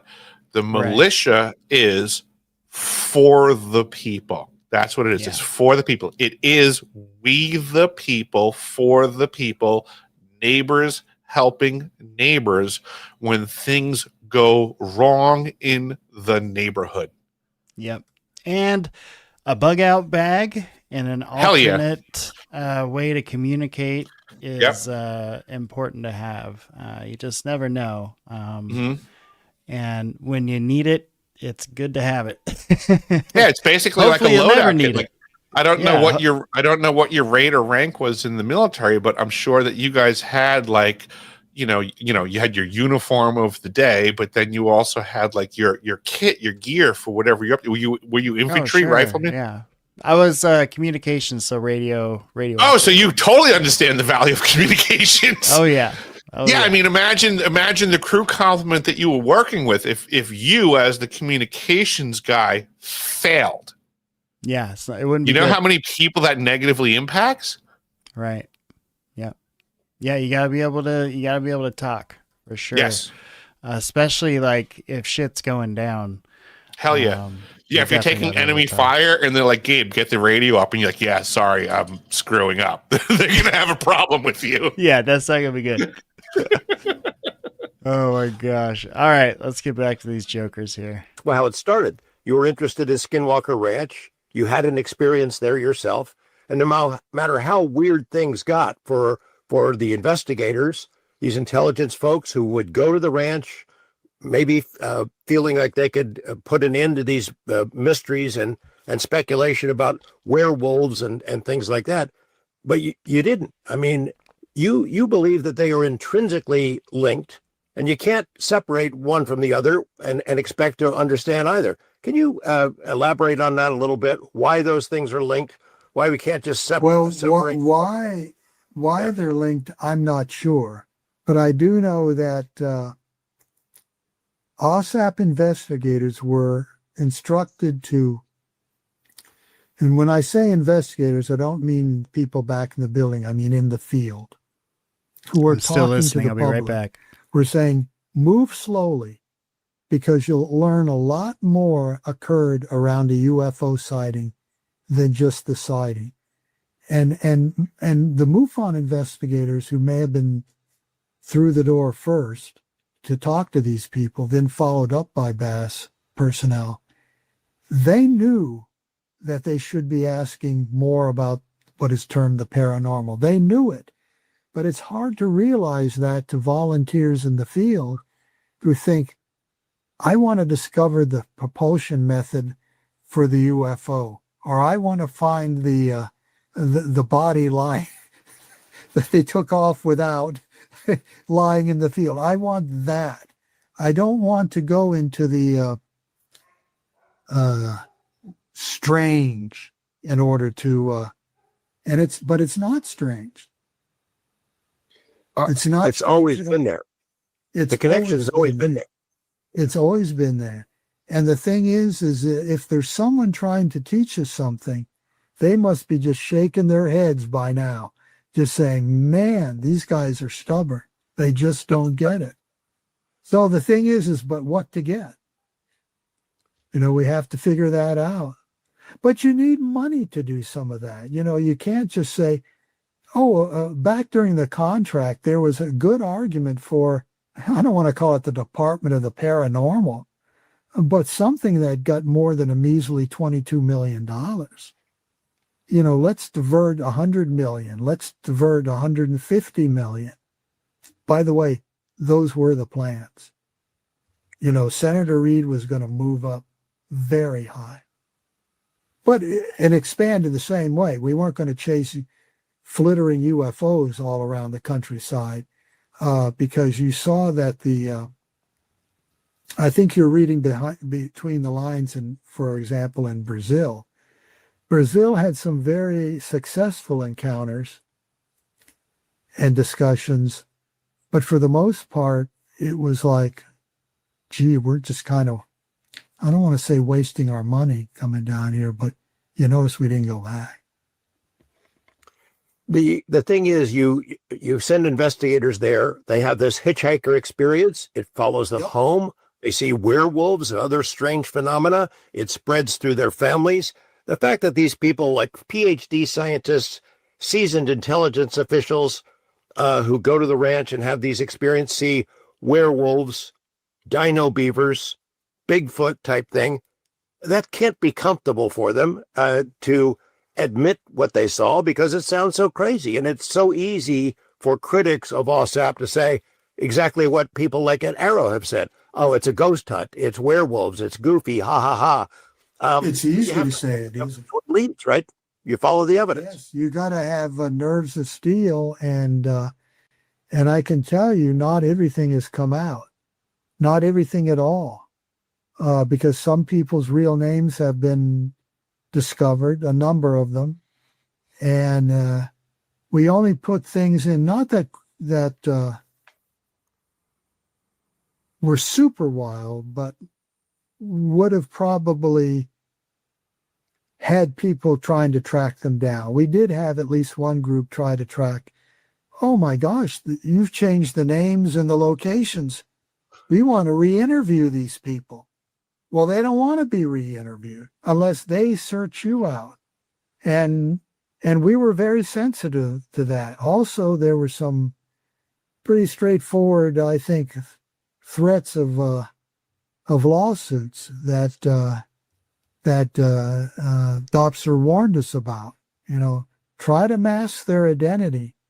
Yeah, you're telling the truth, but you don't have to tell the public too much, or they'll be camping on their doorstep. And people don't want that. And don't tell too much truth. You don't want basically a right. Well, they don't George, want that. You know that there are other locations other than the ranch in the country. I mean, they could exceed the examples as the ranch. You don't want people stomping there. They could talk about more than DOPSR approved. And disturbing the homeowners, and I put that in the plural because some have more than one. I mean, I was gratified by the way that Skinwalker and that whole area. I mean, I have seen people go there because it's not just Skinwalker anymore. Like that ranch has sold parts of it to other people, and there's other people that own parts of that ranch now. There's oh gosh, I'm not going to recall the name now because it's important, but one's called like was it Ryan Burns? Yeah, what's it called? Space something ranch, and there's the guy interviewed me a couple of times, and he joined forces with what I would call are the bad actors. And I don't think they do that on purpose. I think. I do. I think you're just being too polite. You're a kind-hearted person, and I think that these people are absolutely doing this all on purpose. Man, that sucks. That sucks. Because I like to think like people mean. You're a well, nice guy, Gabe. I totally get that. I get that vibe from you. Like you want to believe that everybody's genuine and doing the things and trying to help. I totally get that. Yeah. But I'm just going to be the pendulum swinging in the other way of reality. Probably reality. Is that there's a high probability that this is just contrived. Right. Well, it's so clear what they're doing here is if not scripted, very well planned, right? Like the major points, the parts that were supposed to be controversial, they knew exactly which the word contrived fits appropriately. 100%. And then the words collusion and conspiracy would be synonymous terms that also fit very appropriately. Yeah. Well, let's watch some more contrived conspiracy here. That Mr. Fugel, Brendan Fugel, is that's pronounced correctly, admitted that he's definitely referencing notes. Were his employees. He doesn't know if it's Brendan or Brandon. Sitting approximately where I was in the living room and have seen things. What does that mean? Why? I had my back to what is basically the front door, the kitchen door. Do they have more than one door than the one door? And why did it happen right there? The only thing that convinced me was that there was more to this than meets the eye.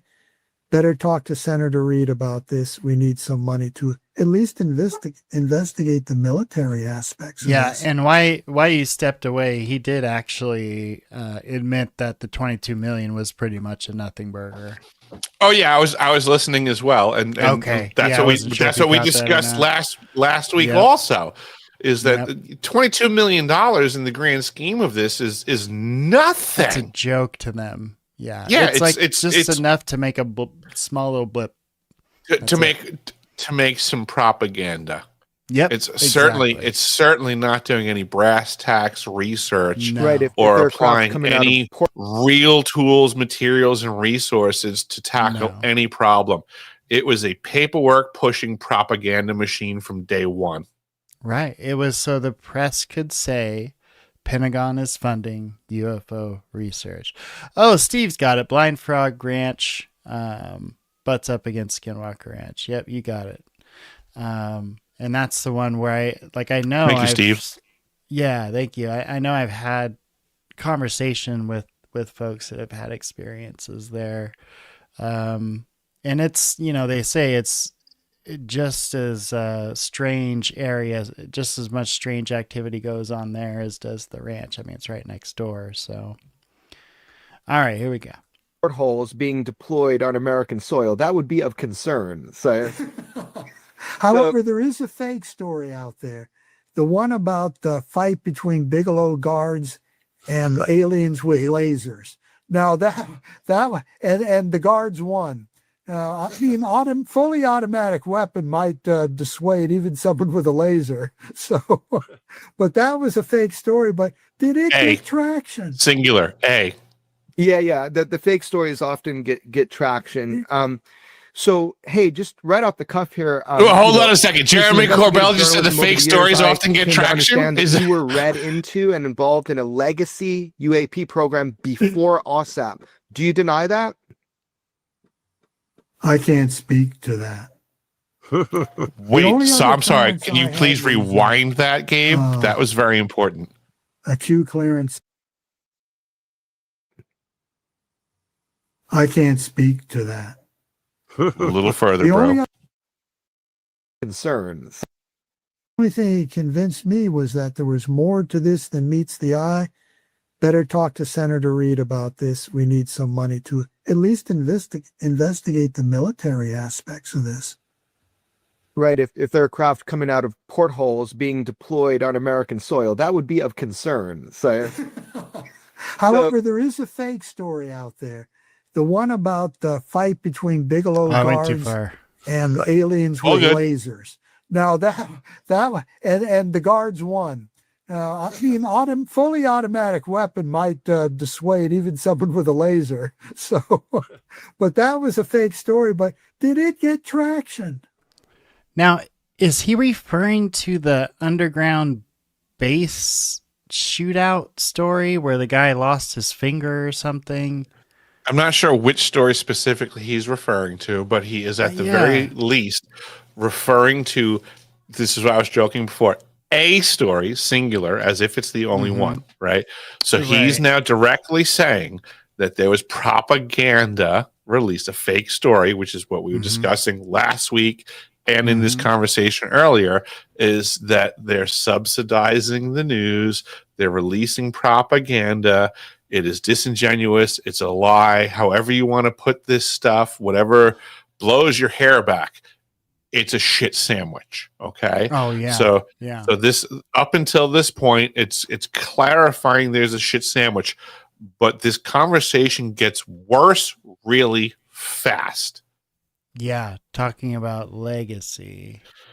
Watch. Yeah. The fake stories often get traction.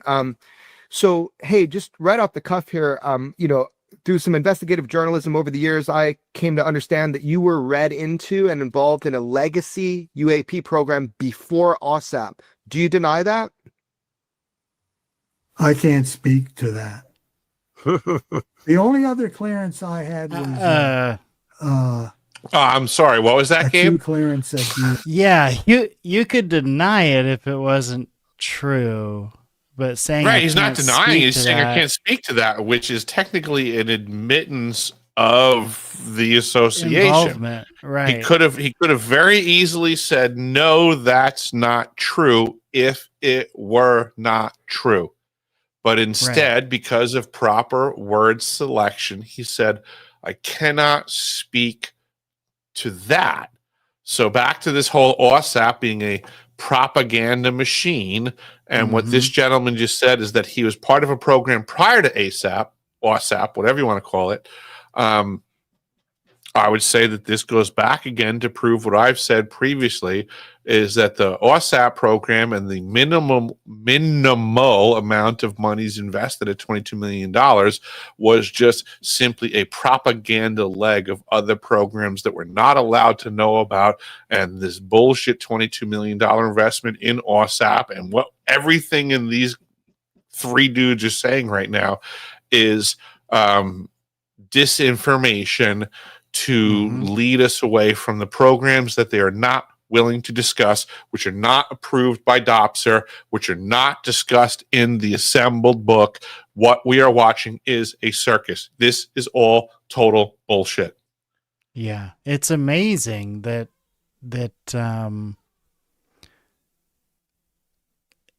it's just amazing the attention it's getting and the fact that people are taking it as at face value, legitimacy. I tell you, anybody with any link to those legacy programs, in my opinion, should be under intense scrutiny until we figure out until we can separate fact from fiction, because some of the stories we've heard about what those folks may have been involved in is pretty shady shit. Yeah, well, we absolutely should work on separating fact from fiction, but the only thing that we're being presented by folks on the regular, including these three knuckleheads that we're looking at right now, is unsubstantiated speculation that they're trying to present as fact when it sounds more like manufactured fiction. Right. Because they're not basing it in any reality other than, trust me, bro, I got the credentials. Well, it's a fact, but then none of the details, right? So we have an unidentified ship, but that's all we're going to tell you, right? Oh, it's advanced, but that's all we're going to tell you.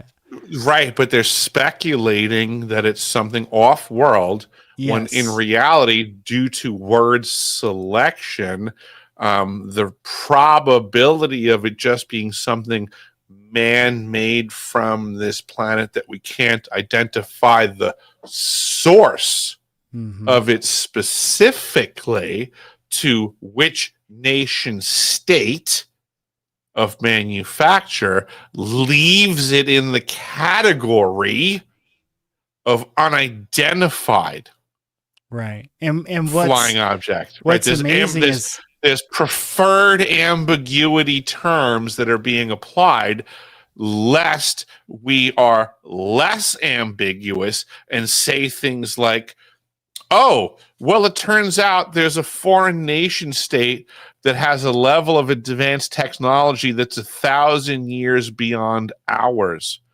what kind of debacle would that lay at people's feet? Like in reality, Gabe, like what would be more threatening to the people right now if we were completely on the up and up? If we just simply had the option to state there are aliens in the cosmos, or there are 3 other nation states that are so technologically advanced that they're probably 1,000 years ahead of us. Which do you think would scare the American public more? I would say the nation state. So that would be more likely that they would want to cover that up, right? I would think so. Me too. Because I would agree with you. That feels more real, right? That feels right. like It feels it's more in your real and backyard. threatening. Right. Yeah. Because we can appreciate more so that those foreign nation states with advanced technologies may be more apt to work against our best interests than the unknown of a theoretical alien species that's been around for millions of years that never gave us a fucking problem. Right. Yeah. Oh, but by the way, listen to Jeremy Corbell and all these other Fed agents and fuckery agents try to convince us that the threat is off-world, not on-world. Oh, and here's the thing. This is what's brilliant is like they don't even have to necessarily do that. They present it in this way, and they know there's enough content creators out there that are going to fill in all those gaps with everything they know they're going to fill it Absolutely. In. God only knows what they're paying them as they all deny being paid. Right. And after you find them in a chat together. I'm not concerned with their clearances. I'm concerned specifically with the question of if you were involved with and read in to a legacy UFO program before AAWSAP. And I asked you if you would deny that. Is your response still, I can't speak about that? I can't speak about that. Okay. I can't speak about that. But, it's public knowledge to state that what clearances I had. And, yeah. There's no two ways about that. But as to the programs they applied to, that's a different story. And that's why you're getting a slow roll on some of the people coming in to testify. It's like, oh, okay. Say I'm a Fed on a short leash without saying I'm a Fed on a short leash. And are read into it, and it's currently read in. I can't talk to you, Congress. Yeah, I can't talk to you. Elizondo said that. David Grush said that. Dylan Borland said that. Everybody that has a knowledge in these special access programs. I'm just going to reemphasize to everybody out there, including Gabe, how come Jeremy Corbell's never reached out to me again? Anybody? Because he doesn't. I have no NDAs. I have no leash on me. And what he just iterated is that all of these people can't actually talk, and they're whistleblowers. So, by all means, everybody, crush Jeremy Corbell's inboxes, comments, and ask him why he refuses to engage me, because I think his answer you would find very interesting. I guess it only counts if something's flying in the sky. I don't know. I saw a UFO at the South Pole Station in Antarctica. Would he be disinterested in that topic? Oh, he would be super interested, I'm sure. I've been public on him for years. How come he hasn't reached out? Would you do an interview with him if he asked? Oh, boy, would I do an interview with him. Oh, boy, would I. Because he would record it on his end, and I would record it on my end. And I would release the entire interview to the public while he did his theatrics and edited version. Right. He would be terrified to engage me, which is why he's never engaged me. I'm not scared to dialogue with him. He's terrified to dialogue with me. That's how this equation works in disclosure, and why most people aren't familiar with my information, because it's not spotlighted and I'm not pedestaled. Because if I was to engage with these fucking douchebags, I would show them for the fools and feds that they are. Yeah. Yeah. And they don't want that. They can't have that. They need people that are going to join the team and promote and join in the back channel chats and listen to the shit sandwiches and all of that stuff. You know the drill, Gabe. You're a kind-hearted person that's learning very fast that things are worse than you had hoped. Yes, absolutely. Absolutely. And I think a lot of people are, I think a lot of people are starting to figure Absolutely. out, like, yeah. I think a lot of people were pie-eyed and they wanted the best and they wanted to believe everyone. I completely get that. And then you get a government that won't even tell you what drones flying over New Jersey are. Right. So then what do you do? What do we do? What do all of us do when we realize that the lies and the deception, the disinformation and the disingenuous players, the stagecraft, the actors were ongoing for decades and way more than we ever expected. So that's where we're at, is people are waking up to things are and were way worse than they could have imagined. Yeah. That's where we're at right now. People are learning, they're waking up. Yeah, and I think it's a good thing. Maybe we're just reaching this age where the information's coming in some cases faster than it can be blocked or altered or narrated.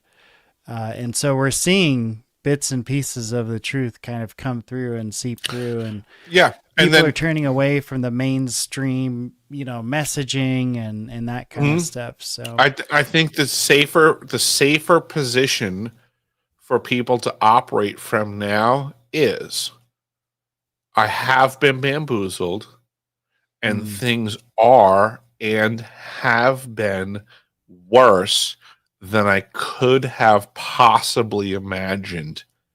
Now, what do I and what do we do? That's the safer direction to operate from now than to have, fallen for all of the other hopium that we've all learned about previously. Everybody had all this hopium in so many ways. Well, the hopium failed, and we're learning that the deceptions and the liars were more prevalent, and the shit sandwiches were more heartily served. We had been eating them up, pretending they were delicious. Yes. But here we are today, now knowing we have been bamboozled. Mark Twain said something to the effect, I'm so bad with butchering and paraphrasing quotes, but Mark Twain said that it's easier to bamboozle people than to convince them that we have been bamboozled. And that's where we are today.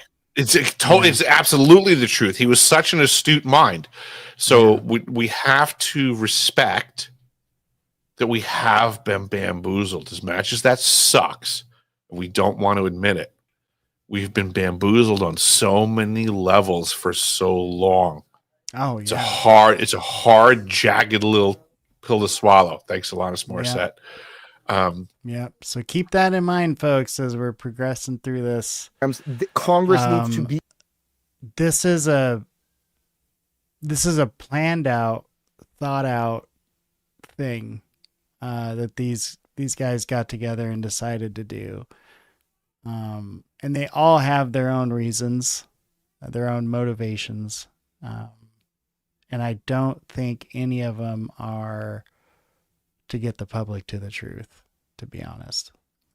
Able to hear those statements, which is a very difficult thing. That's why some of the closed door briefings haven't happened, because they wouldn't progress anything. Anyway, next question. I agree.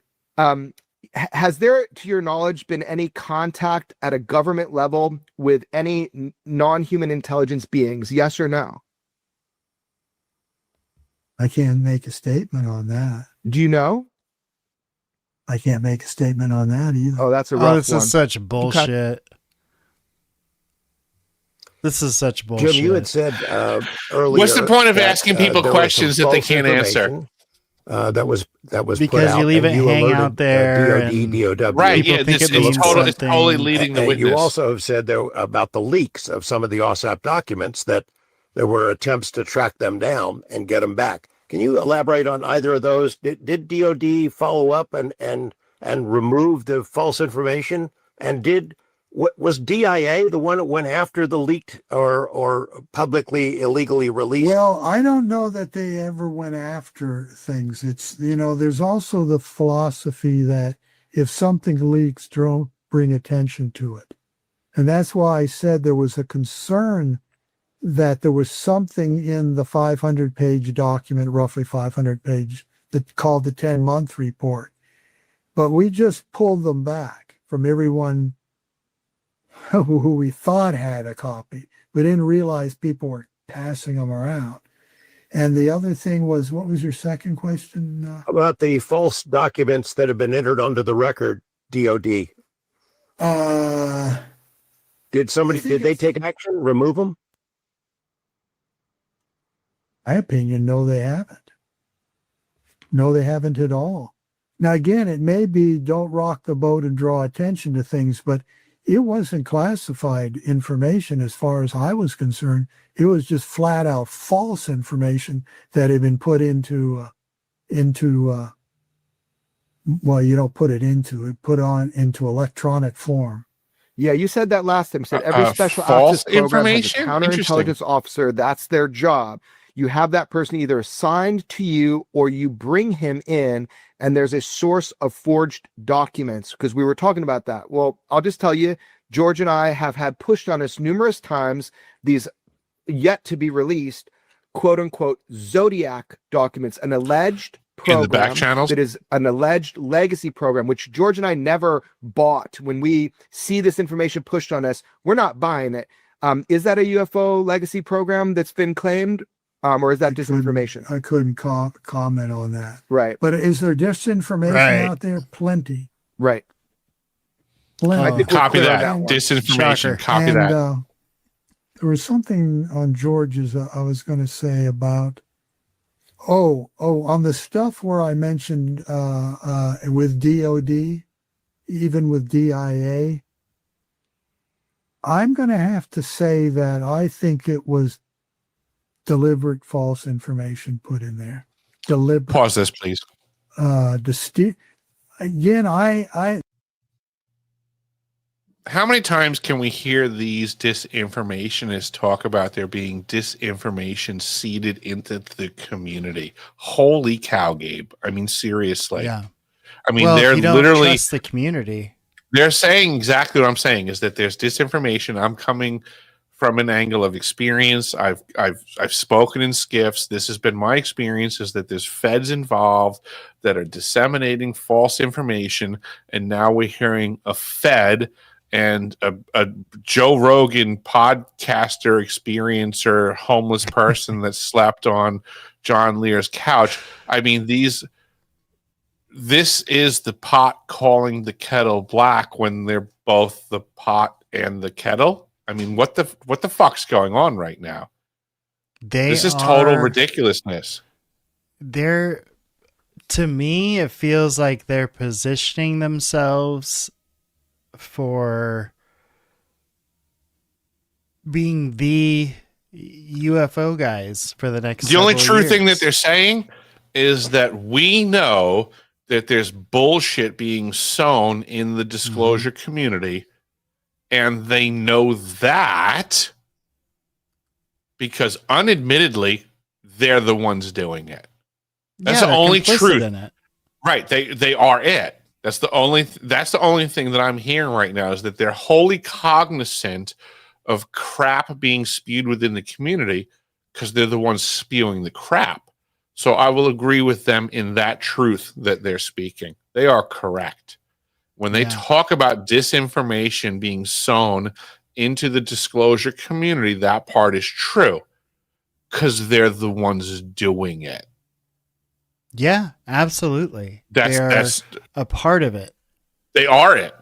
They are it. Yeah, they are it. I mean, they're getting all the coverage, right? Right. They're getting the mainstream coverage. They're getting the attention. And that's where the focus is when people. Jeremy Corbell apparently has the privilege to engage whistleblowers, right? Which is so weird, right? Right. It's extremely weird that he operates from this power position, right? Yeah, And he's Gabe, you're a very intelligent person from my experience. You're familiar with my experience and my information and where I've traveled with that. Mm-hmm. Explain to me why Jeremy Corbell has never reached out to me to engage my information with how he presents himself to the community. Make it make sense. I can't. It doesn't make sense. It doesn't make any sense. Should he not have reached out to me already?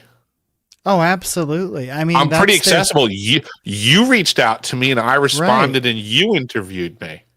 Right. I mean, that's their shtick, right? Is they are the whistleblower guys, you know, they'll go down protecting you. They are, you know, you can trust them, this and that and the other. But yeah, the fact that there was not even. And I'll even go so far as I'm not the only whistleblower they've ignored. Oh, I'm sure. Right. I mean, there are other whistleblowers that spoke at the exact same event that I spoke at in June of 23. Right. That have been ignored. They want a certain kind of whistleblower. Correct. They want fake ones that are compromisable. That seems to be par for the course. In my experience, is that there are whistleblowers that are wholly manufactured as part of the stagecraft. And then those ones get attached to and spotlighted and pedestaled for the community to then bicker about the value of their information, because again, they only have unsubstantiated speculation.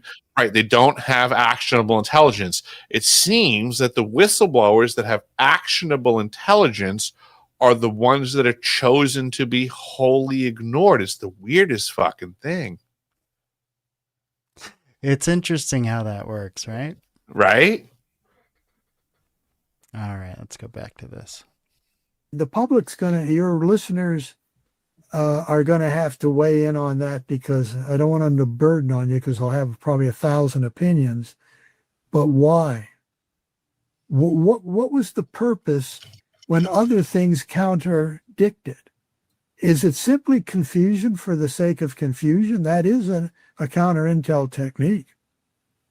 Just have the enemy so confused they don't know what's going on. Well, is that what's going on with Yankee Blue? Have you heard about this? How everybody, including yourself, has been duped. So you, Dr. Lacatski, have been duped about the UFO reality. Yankee Blue, so Kona Blue, gets confusing. So has Lou Elizondo. right? That it was all a ruse from the Air Force called Yankee Blue, where they put some photos up at Area 51 of saucers and started this whole wave of UFO disinformation.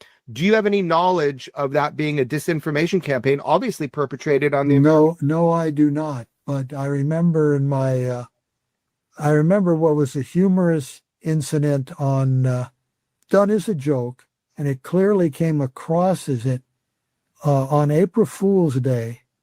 There were photos, very good photos, being passed around of a certain country having a UFO at one of their air bases, and it was shocking that this was.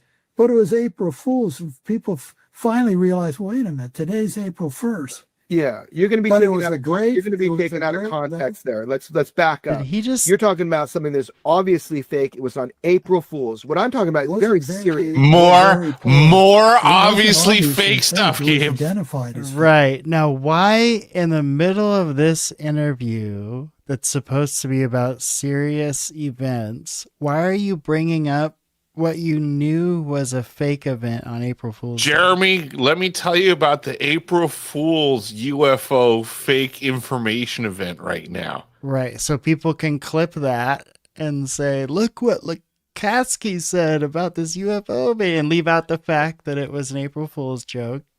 Right. But regardless, like, you and I are hearing this in its entirety. And look how Jeremy Corbell responds to this stuff as he tries to move that ball in the proper direction. He's a pro. He's a pro. Oh, yeah. He's absolutely identified. It was a good job. Okay, but you understand the Yankee Blue narrative is that everybody's been. I've heard of it.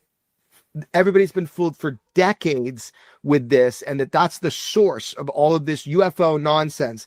But then again, ran a program on this. So Kona Blue is legit, craft. Yankee So Blue what is do a you think of sham. this Copy Yankee that. Blue narrative. It Right. doesn't add up, by the way.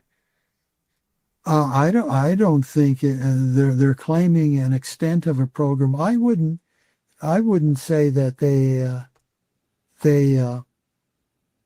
wouldn't do something like that. That's a test case, but I would and see how certain military, especially military police, respond near weapon sites. But the thing is to claim, don't claim too much when you're trying to do a counterintelligence effort. Don't say it's been going on for years. Right. And everybody's been duped. Yeah, they made a mistake that it's been a decades-long shenanigan. Yeah, I think that was a mistake. Don't get too fancy with your fake story. Always came right. Yeah. Don't Along the get same too lines, fancy this with your major fake newspaper story. published these There's debunking limitations to how That's where fancy you can get with your fake Fake stories. story is. It's all made up. It's all counterintelligence by the Pentagon and CIA. Among the things that they addressed were nuclear incidents, and AARO went along with this. Hey, we didn't find any evidence of any kind of problems or incursions by UFOs that interfered with nuclear weapon systems or missiles. That was one of the projects that you initiated at AAWSAP. It was Project Northern Tier to look at those historic incidents. The claim now is that somebody just brought some EMP technology, a big bulky machine, out to the front gate of this nuclear missile base. No one seemed to have noticed it, and they are what took these missiles down. Let's see, at an ICBM base. Yeah, I mean, you'd think that the security forces would see something like that, but you did go back and look at those original incidents. You talked to counterintelligence people at AAWSAP who said, we didn't do all these. Now AARO is wiping this off the map, saying none of this ever happened. Because AAWSAP has to be completely honest with them and not lie either. Legit, that they were not us. And you also know that there was a more recent incident that has not been made public, correct? Right. No, recent is some time ago, but has not been made public, and that's not as long ago as 1970s. No. We're talking about in terms of a number of years, but not more than 20 years. I don't know when this is going to air, but George and I have been informed by multiple independent sources that the largest incursion in American history of UAP at the day we're recording happened about a month ago in Texas over a military installation. And I know you're out of it now, but have you heard of that new recent incursion that is not public yet? I haven't heard it. Oh my God! Can you speculate any more, Jeremy? I was still aware of what the various programs were doing, but there was heavy interest in UAPs back then. Now that had, how long have I been retired? Almost 10 years now. Gabe, did you know that back in the day people were interested in UFOs? Is real. You had to study them. You had high up information on them. So this idea that we're just testing an EMP back in the 60s and that's shutting down nuclear weapons is, in your point, would be nonsense, correct? Nonsense. And from my point of view, it would be nonsense. If it's real, I'd be very surprised. And by the way, it's real, meaning it was EMP fake out on everybody. You'd be surprised. I'd be very surprised if it was an EMP fake out. And by the way, can you pause this for a days second? Of technologies were the 60s and 70s. There were a lot of bright ideas and a lot. What the fuck was that word salad going on right there? Yeah. This is so weird. So they expand on a story they know is fake. And they talk then Jeremy about it for tries several minutes. He tries to press Lacatski. Like that was rather peculiar to me. That what he's trying. Here's my perspective on this. He's trying to make words come out of Lacatski's mouth. Absolutely. Absolutely. He needs this guy to say, I saw a UFO, I went in, there were aliens in there, And we smoked a blunt together, whatever. You wouldn't believe that there's a technology that if back in that time period they were trying to test the means and ways of nuclear systems for advantages that could begin, you wouldn't believe that, right? No, I wouldn't believe that. Like, it's nonsense. Right. Back to the whole idea of it, if this was an actual court case, there would be somebody stepping up going, Your Honor, I object, leading the witness. Yes. Steve made another good comment here. He said, literally Corbell is doing everything he can to try to draw out the words from Lacatski's mouth that he wants the public to hear. Yep. I don't see Steve how. said Lacatski just said that multiple military people were fooled by fake UFO stuff until they realized it was April Fool's Day. But Jeremy wants to completely skip over that. Right. So the guy regardless, we have an ongoing situation of military personnel being bamboozled, right? Which is what we discussed last time in the last time we watched one of these interviews. Mm-hmm. I had said that for every legitimate program that exists that requires secrecy, there are going to be 5 or 6 bullshit programs. Right. That are surrounding the legitimate program, which we learned they now have said that these programs do exist, which is what they call hazing of personnel, right? Which they try to delegitimize by making it out as if it's a singular person that got, as by the term that they like to use, hazed. As if one person got bamboozled, back to what Mark Twain said earlier. It's easier to bamboozle people than to convince them they've been bamboozled. I am going to double down on there are many departments, right? So for every singular secret department that is required, that has thousands, tens of thousands of personnel involved in a legitimate secret program, there are 5 or 6 ancillary programs meant to insulate that program, that each department has as many people being now hazed, bamboozled. Now that's, again, I'm still to be fair, I'm still waiting on the evidence from that report, because that was a pretty bold thing for the Washington Post to say. I get that. And that's what, unfortunately, this is what everybody wants, is like the government to come out and admit the truth when they're the ones providing the 5 and 6 layers of deception. Right. You're barking up the wrong tree. Yeah. If you're basically begging the liars to tell you the truth, how do I put this? It's like being the wife in an abusive marriage, right? Right. If you're going to keep begging the husband who's beating you to stop beating you while he's beating you, guess what you're going to get? More beatings. Right. It's an abusive relationship. Right. You're in an abusive relationship with the government right now that's 6 layers deep.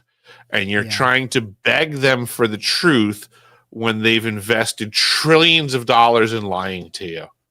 And it's you're not going to get what you're asking for. Please, honey, please stop beating me. Right. And it's such a multifaceted issue. I mean, if the truth is it's all of our tech, then we want to be careful about what gets out there, because we want to protect that information. But God, there's just so many layers. If the tech is so good, are they using it against us and we don't even know? Yes. And there's no oversight. Yes. So that's the problem, I think. Gabe, if bad people have access to things, history has shown us that they will do with it what they want until such time we stop them. So now the question is what do they have and who has it? And at that point, we will learn what they're doing with it, because it's in that fashion, unregulated technology to which those that possess it can do with it whatever they want until we stop them, which is the whole point of regulations and oversight, right? Is to make sure that the people that have access to things don't do with it whatever they want. Yeah. Right. But now if you had access to technologies that were 1,000 years more advanced than what everybody else in the population knew about, you would then have privy to do with it what you want until such time people figured out what you were up to and then worked against what your interests were by providing oversight to the unregulated activities you were involved with. Right. Unless I was in a very powerful breakaway civilization whose only communication with the normal world is with, I don't know, like a few people in the intelligence community or something. Understood. If that breakaway civilization that you were involved with in this hypothetical situation was wholly noble, which would be questionable, right, from the perspective of other people outside of your engagement, right? But even I'll even be open to the possibility that currently exists, that there are aspects and breakaway civilization folks that are noble and trying to do the right thing, but all possibility existing always and leaving it on the table, we cannot negate the reality that there are also breakaway civilization aspects that are the opposite of what you presented, the pendulum swinging in the other direction, that are completely nefarious, unregulated, monopolized technologies that will do whatever they want until we, the people, provide oversight and regulation to the activities that they are already engaged with that are occurring. Yeah, absolutely. I mean, and there's where we get stories like, could the face peelers be a part of this group? Abductions. Are abductions related to this? That whole dark side that, it's... My current belief is all possibility exists always, right? Yeah. That's reality, right? All possibility exists always. And what I'm learning through, I'm 50 years old, my life experience being what it is, what I have observed is bad people organize much faster than good people and take great liberties with the options available to them without having any moral obligations to their decisions. They simply just do what they can. Right. Yeah, I mean, they don't get in those positions of power by playing nice and by playing correct. Fair. And by operating by morals. Right. They get there by doing what they got to do, if that means stepping on some throats. Yeah. Absolutely. Cutting off heads. Crazy. Yep. Stepping over people on the ladder of life. And I can tell you all, most of them didn't work out, but they were there was a considerable input into the Strategic Defense Initiative in the 80s. Surprisingly, from the 60s, they were real thinkers back then, even with their slide rules. They were real thinkers. They were very innovative. So I wouldn't doubt someone claimed there was an EMP device from the 60s. Good cover story, but there were a lot of fancy ideas back then that never panned out. Do you think that we have biologics of NHI, like has been, you told me that what David Grush said tracks. He said that we have biologics that came with some of these craft or crashes. Did you ever experience? I have no knowledge, and we were only looking at the technology aspects. Whoa! Other than the health aspects to humans. Right. No, that's amazing. You just answered me that I have no knowledge. So now I have to compare all your other answers to when you just directly said I have no knowledge. That's awesome. Well, the thing is to say you have knowledge about a component of a program that we've clearly listed what we studied. We're being honest that we didn't leave out the biologics. No, that was not part of our mission. That wasn't DIA's mission. There was, there were a couple things DIA didn't want done. They didn't want done space launches. I mean, we were requested to do that. And I said, where are we going to get the money for that? Right. Let me ask you this, Dr. Lacatski. You know a heck of a lot, more than any of the rest of us, and have studied this for a long time, been involved at the highest levels. Is there anybody, and I'm just kind of following up to what Jeremy was asking about, has there been any direct contact with non-humans? Is there anybody that knows the answer to this for sure? Where they're from, why they're here, how long they've been here, what their agenda might be? We have a lot of different ideas. Does anybody know? I don't know. I don't know. I probably couldn't answer if I did know. The fact is where you're getting so much information from me, and I've mentioned this to you before, because everyone I know in the UFO community, the experts, are getting up there in years. I'm getting up there and I'm in the middle of the pack. So unless this information is transferred over to younger people, it's going to be lost. Let me assure you, just because things can reside in electronic form forever doesn't mean that they will. People can push the delete button very quickly. In fact, that's what I'm afraid may have happened to DIA with all of the AAWSAP documents. Whoa, what's this? This doesn't belong here. It did maybe a few years ago. Delete. So they're not lying when they say we can't find it necessarily. I mean, they might be, but they're not lying at all. Except for they've been told exactly where they do reside on a classified server, and they currently do reside there, and they're denying it. So that's a problem that I've navigated behind closed doors of Congress. And though a lot of that was put into a place, from what I understand, and they should have access to it, but they're denying it. Well, they should, unless somebody has screwed around with the files. They were I left them when I retired in an unusual location for them, but and I asked one of my colleagues to see if she could check into it, and apparently the files had been locked up. Oh yeah, I'm sorry, I missed it. The AAWSAP files separate. I was thinking more of a lot of what George brought back from Russia. My bad. The AAWSAP might be hard to find. Yeah. Yeah.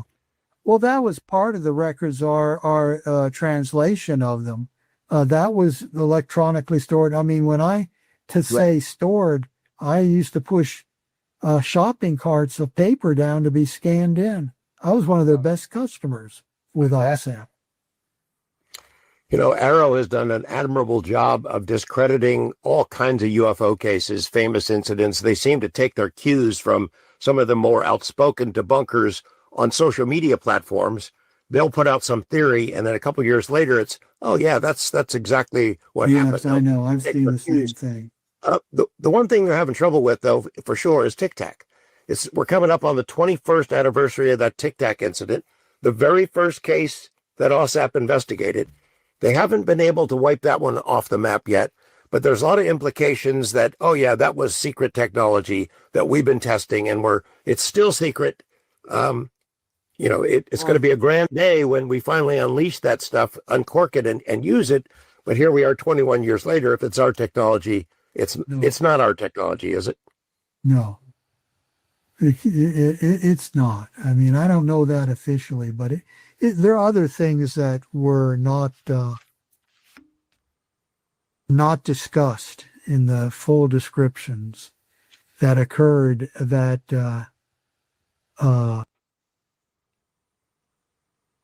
would have that implemented on aircraft if we had that technology. We would have had that implemented on aircraft if we had that technology. Are you talking about back then? Are you talking about?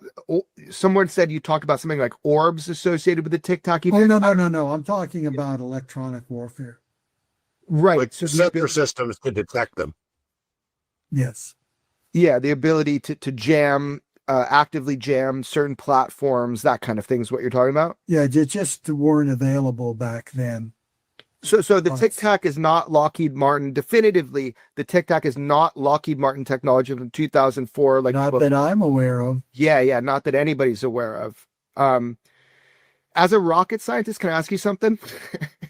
And as a propulsion expert, You're going to try. Go ahead. I'm gonna try. Okay. No, this is simple.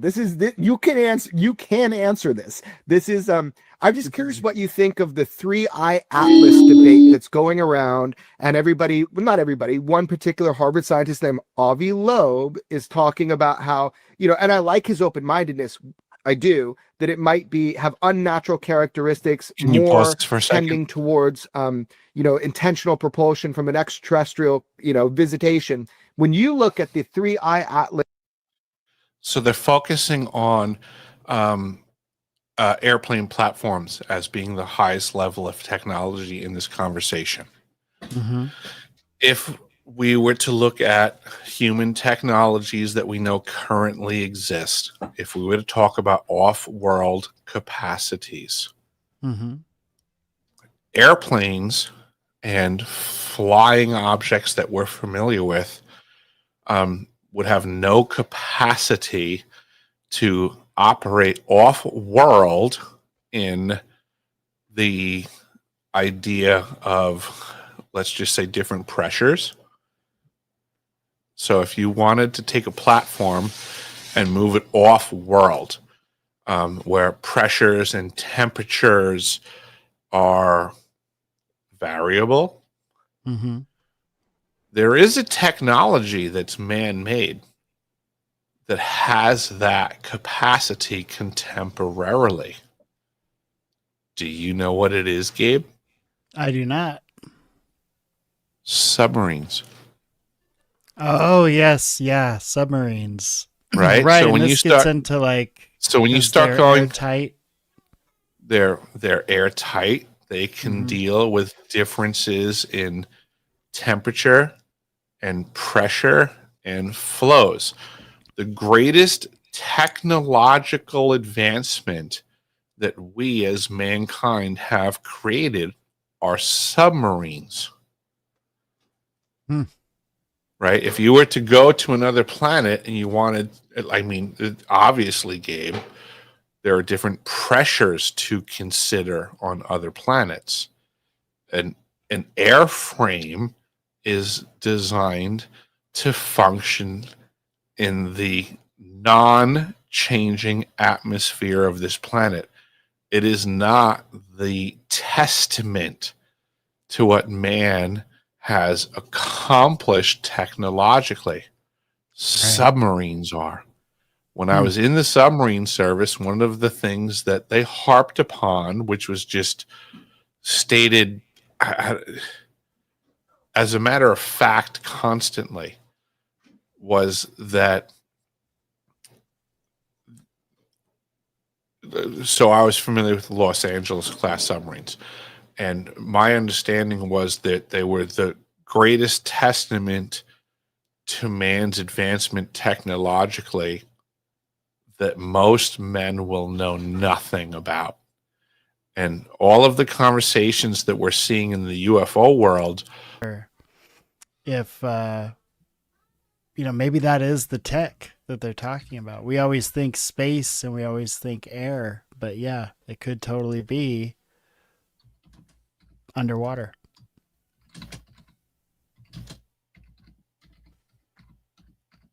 So Steve says, let's see. Lacatski just admitted he doesn't know any of the real secrets, which means, just like everyone else, when it gets down to brass tacks, he simply believes in things he's heard, has never seen the proof. Right.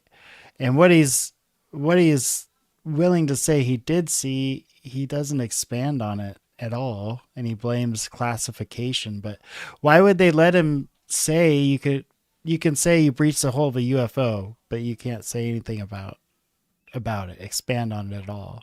It's almost designed to mislead people. Let's see. Steve says there's different transmedium tech on submarines. Have you heard about this? Say that again. Steve says it's important to note that subs carry different transmedium tech. That's interesting. Yeah, I would say that's inherent to the design.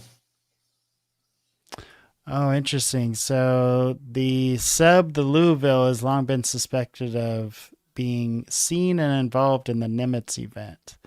I know that there has been theorized basically that the pill, the Tic Tac, was essentially a balloon that was released from a submarine. And when whoever was operating the balloon realized that the pilots had noticed the balloon, they cut it loose and then went underwater. That's why they saw the disruption of the water down below. And then it was acting strange because it was basically a balloon being circled by fighter jets. So Yeah, well, that's... if you try to simply take a balloon and submerge it at great depth, you're going to find that extremely challenging, and it's going to bring you into the technology that a submarine is. So Right. trying to compare a balloon to a submarine, we're talking two different things. And the submarine wins as being the greatest testament to the advancement of man's technology that most men will know nothing about. Yeah. Well, the sub basically, I think the sub deploys the balloon is the idea. And the balloons can go as high as, I forget how high. They can go really high and basically with the cameras on them spy nearby land. I guess that begs the question away. of is said balloon deployed when the submarine is surfaced, I think or it has if to it's be. understood, which then makes it much less of an advanced technology because it's operating in standard atmospheric pressures. Right. Which brings us back to the situation of a submarine being able to operate at great depth and not in standard atmospheric pressures, which is, again, a testament to man's level of advanced technology. If we're going to go to other planets, what are the odds, Gabe, that the pressures, even on the surface or in the atmosphere, are similar to what we are at on Earth? So we have to have technologies, systems, airframe platforms. I mean, what's the right terms now, right? Technologies that can function in great fluctuation of temperature, pressure, and flow. And there's only one technology that mankind has created that can do that thing, and that technology is referred to as submarines. Yeah, they're pretty amazing piece of machinery, that's for sure. I think this is...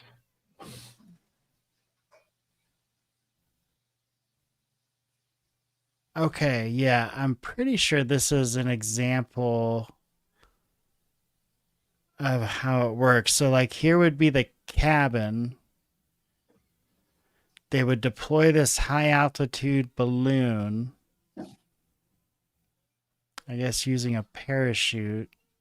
That's how high it can get. Like it's like above the clouds in this picture.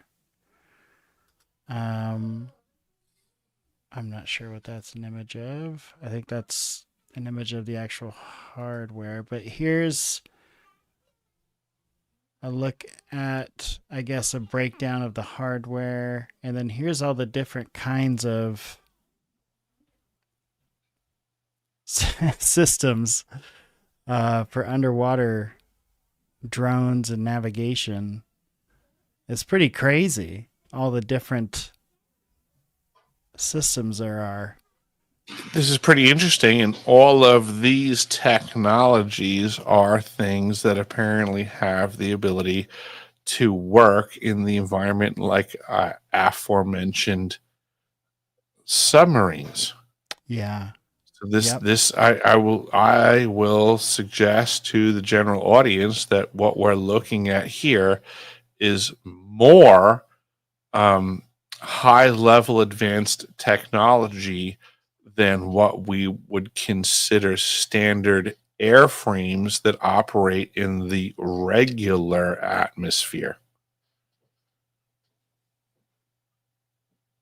Yeah, pretty crazy.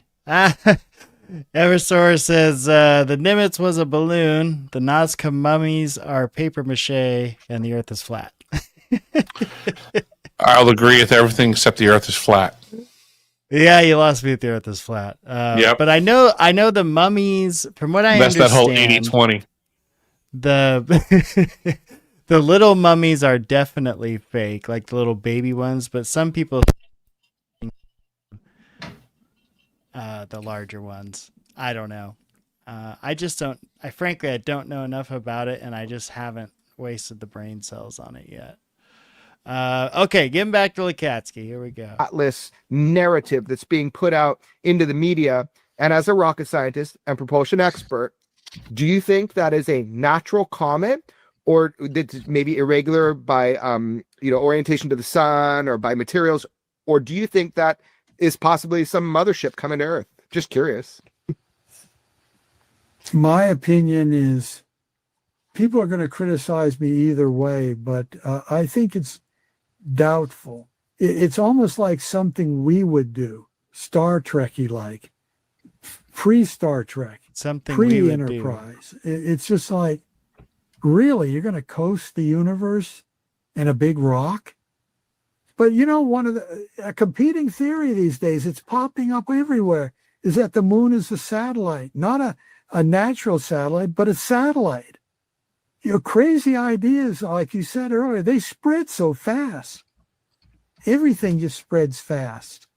So I have read what you're referring to and read a couple articles on it, and it's just like, I've got the transfer of information to the younger folks is more important to me, because it's 10 years since I retired, and then until I spoke with Senator Reid and George and Colum there in Las Vegas and Bob Bigelow, it took me 4 years just to come to a decision to write the book. I was just saying simply, this is out of control. We've got to put down the facts. And then I realized, gee, we got to keep on putting down the facts. That's why we put down the facts. And now people, I think, are slowly coming back to, oh, okay, these guys weren't bluffing us. This is what they really did. We didn't like, and I love those opinions. We didn't like this part of it, or we didn't like that part of it, because that's the whole upcoming discussion. That was a fair-sized discussion. We can't afford this. We haven't even talked about some of the content of your new book, but this is chock full. New insights, new book. I mean, there's a heck of a lot of stuff packed into this book.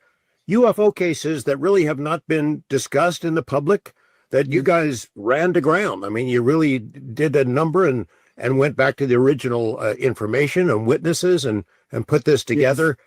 Are there any that jump out at you that you'd like to share with our audience on this program, UFO in particular?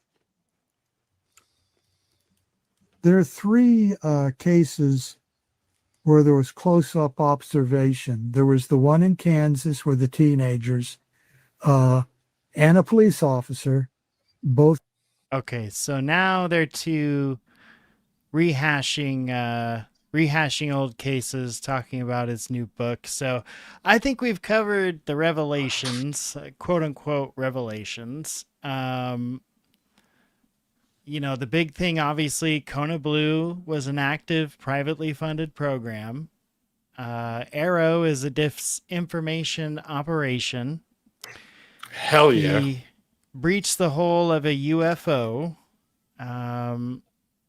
Possible ties to the UFO legacy program, if there is one. And he says clearly that the UFO technology is not our technology. But what they don't specify is who is our.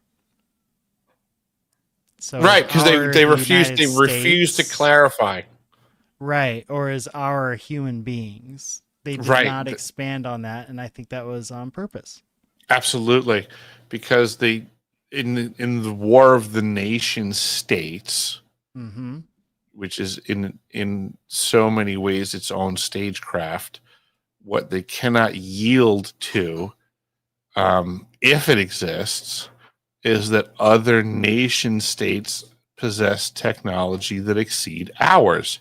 If that were to ever present itself, which I'm sure it has, because we can't always be the king of the mountain. The top There have to be times where we've lost the lead, but what they certainly cannot tolerate is letting the general public know the time periods for which we are floundering technologically, and some sort of airframe or submarine platform somehow gets down somewhere.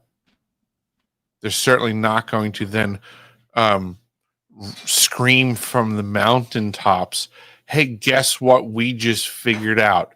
This particular nation state blows us away in this technological capacity, which is a complete and entire threat to our national security. So what we will say is there's NHI, which we discussed last time, signals non-human. There's non-human intelligence that we've gathered that is thoroughly concerning to us. Yeah. Which we will now hire Jeremy Corbell to run with and present that NHI as off-world tech versus that of a foreign adversary.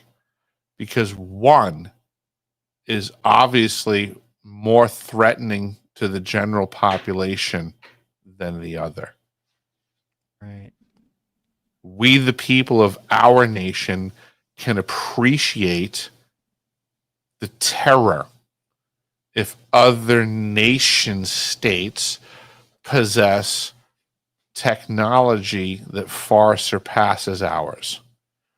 It seems much less threatening, albeit peculiar, of the existence of off-world folks possessing this technology, because precedent has already been set. If there's off-world folks and off-world technology that have been around for eons, well, they've never made an untoward threat. It goes back to like what Greer says, which I don't even necessarily agree with, but Dr. Greer is of the position that if these off-world forces wanted to wipe us off the face of the earth, they could. Which I can kind of agree with that. Like his angle is that they're all good or they would have wiped us out. I don't necessarily believe that they're all good, but I can yield to that if there is off-world folks and technologies that are millions of years more advanced than ours, the possibility and probability of them having the capacity to wipe us out, I would say certainly exists. And if they haven't, precedent has already been set. Right. I think if there's distant travelers that literally had to travel the just vastness that we know space is to get to us, which means they had to develop some type of advanced propulsion system that or time travel. That the fact that they were able to create that technology alone, I think demonstrates that they would be able to, if they wanted to, just rid the planet of humans. I would agree with that. Yeah, I would agree with that. But like, yeah, so I get Dr. Greer's. Yeah, in a certain breath, there. I can smell what he's cooking, right? Yeah, that, like, but I'm not sure I agree. Right. And I'm not completely there either, because I feel that things, I think of the movie Half Baked, like it's more complex than that. Right. Exactly. It always is. Yeah. That I there could be a lot more going on. So the advancement of technology that's available, I would say, affords there to be an off-world potential that we could be wiped out in a way that we can't even comprehend, and will be like a blitzkrieg. Yeah. But the fact that we haven't, there's something to be said for that. And I don't want to begin to pretend to pontificate on knowing all the whys and wherefores of why we haven't. There's a lot of complexity that life affords. Yeah. For all I know, the planet itself is the Garden of Eden that other people need. I mean, looking around the cosmos, we are certainly very different from all of the other planetary bodies out there. And maybe the fact that we happen to reside here, it has much less to do with us versus the Garden of Eden we reside in. Right. That we are we're protected by proximity, that nobody's going to proverbially nuke us or anything else that would hinder the garden. Yeah. Yeah, that's kind of like that the 3-body problem. I've never seen that yet. People keep recommending it to me. The idea is that like if there's another intelligence out there, that they would be so much more advanced, that they would just come and take over, kind of like the Indians got taken over in the New World. Like we would just be so far behind them technologically that it would, of course, they would just come and take over.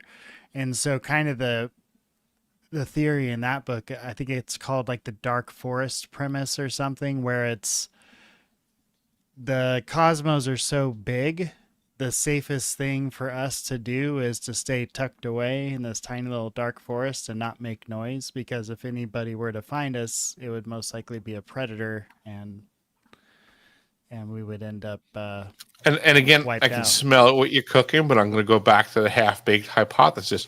I suspect it's more complex than that. I think most of the things that we can think of from the limited perspective that we've had the ability to observe don't allow us to understand a big enough picture to truly dial in what's going on. I mean, I can appreciate everybody wants to answer all of these questions, but I feel that our purview is so limited that we're not really currently in a position to answer the questions we beg. Yeah. All right. I'm going to bring it back home here. What are your final thoughts on these Lacatski claims? Let me just go through them. So Kona Blue being an actively funded program. Thought on that? I believe that Kona Blue, by whatever its original mission statement was, is a continued operation by whatever its current definition is. Yeah, and that would mean privately funded and outside of the purview of oversight. That would make the most sense. Yeah. AARO is a disinformation operation. I bet I know how you feel about that one.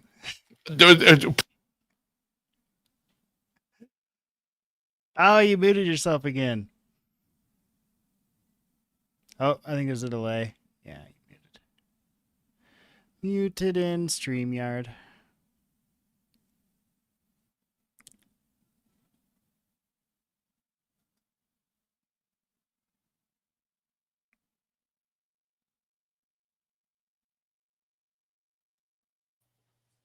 I take that, StreamYard. I'm back. Okay, so I just said place your wager before I answer on that one. Yeah, right? Yeah. Have an idea of your thoughts on AARO being a disinformation operator, because you had personal interactions with AARO. Yeah, Arrow is a 100% a disinformation faction. Yes, I have had personal experiences with them. I testified in their skiff in June of 23, and they absolutely lied to the public when they gave their general summary report. I know that because I testified, and I know what they came out with publicly was contradictory to the statements that I gave them. So I stand here in defiance of Arrow as a faction claiming to do good. I obviously represented my crew from South Pole Station and testified that there were folks, myself included, that were suffering from what are referred to as anomalous health incidents, Havana syndrome, the symptoms thereof. When they gave their summary report, they were very clear and concise when they said that they had reports of victims of Havana syndrome from every single continent except for Antarctica. That's a lie. I clarified to them the Antarctic problem and aspect to this equation, and they chose to lie about it. Those are the facts of the matter. And why that's not and hasn't been a huge story, it's so obvious. It shows the narrative being played in the mass media that's currently the internet. I mean, we have all these dudes that, I mean, Gabe, you see what's going on in this community. We have clip artists. I call them clip artists now, right? That engage the Lou Elizondo contact, Tim. These guys will clip anything under the sun as long as it's the approved narrative. I engage with these people. You engage with these people. But similar to how I questioned why Jeremy Corbell won't engage me or my information, I lay this same thing at the feet of the clip artists in the community, the X-Space hosts, right? That are the clip artists. Why is it that they will clip and create AI content for the folks that we all agree are lying? Right? They'll make AI videos of Jeremy Corbell and Lou Elizondo, but they don't engage my information. You don't see me being put in AI videos. You don't see people clipping my videos. It's not happening. Right. There's an agenda going on. Yeah, it's people would much rather hear cool stories about aliens than real stories about energy weapons. These are clip artists that have told me that they're gonna clip my stuff and put it out there, but they just can't yet because they're too busy with the new headline. So I hear this all the time, right? We're gonna get to your stuff. We're gonna get to your stuff. Don't worry, bro. Trust me, bro. We're gonna get to your stuff. Oh, you muted yourself again. You must have a button near you or something. I'm not touching anything, bro. But so it could be this app. Yeah, it's all good. So when I hear people say dude, I'm gonna clip your stuff, trust me, bro. I've heard that from all these clip artists a bunch of times, right? It's the same thing as being on a job site, right? I'm a tradesman, right? If you're a general contractor and the window guy says hey, I'm going to be there, I'll be there on Tuesday, and then Wednesday he's not there, and then Thursday he's not there, and then you call him the next week and he's like, oh, dude, I have this thing. I have an excuse. Listen to me. Trust me. I'll be there. If somebody keeps telling you they're going to do something and they don't do it, how many times do you believe them before you just say, you know what? I now realize you're full of shit.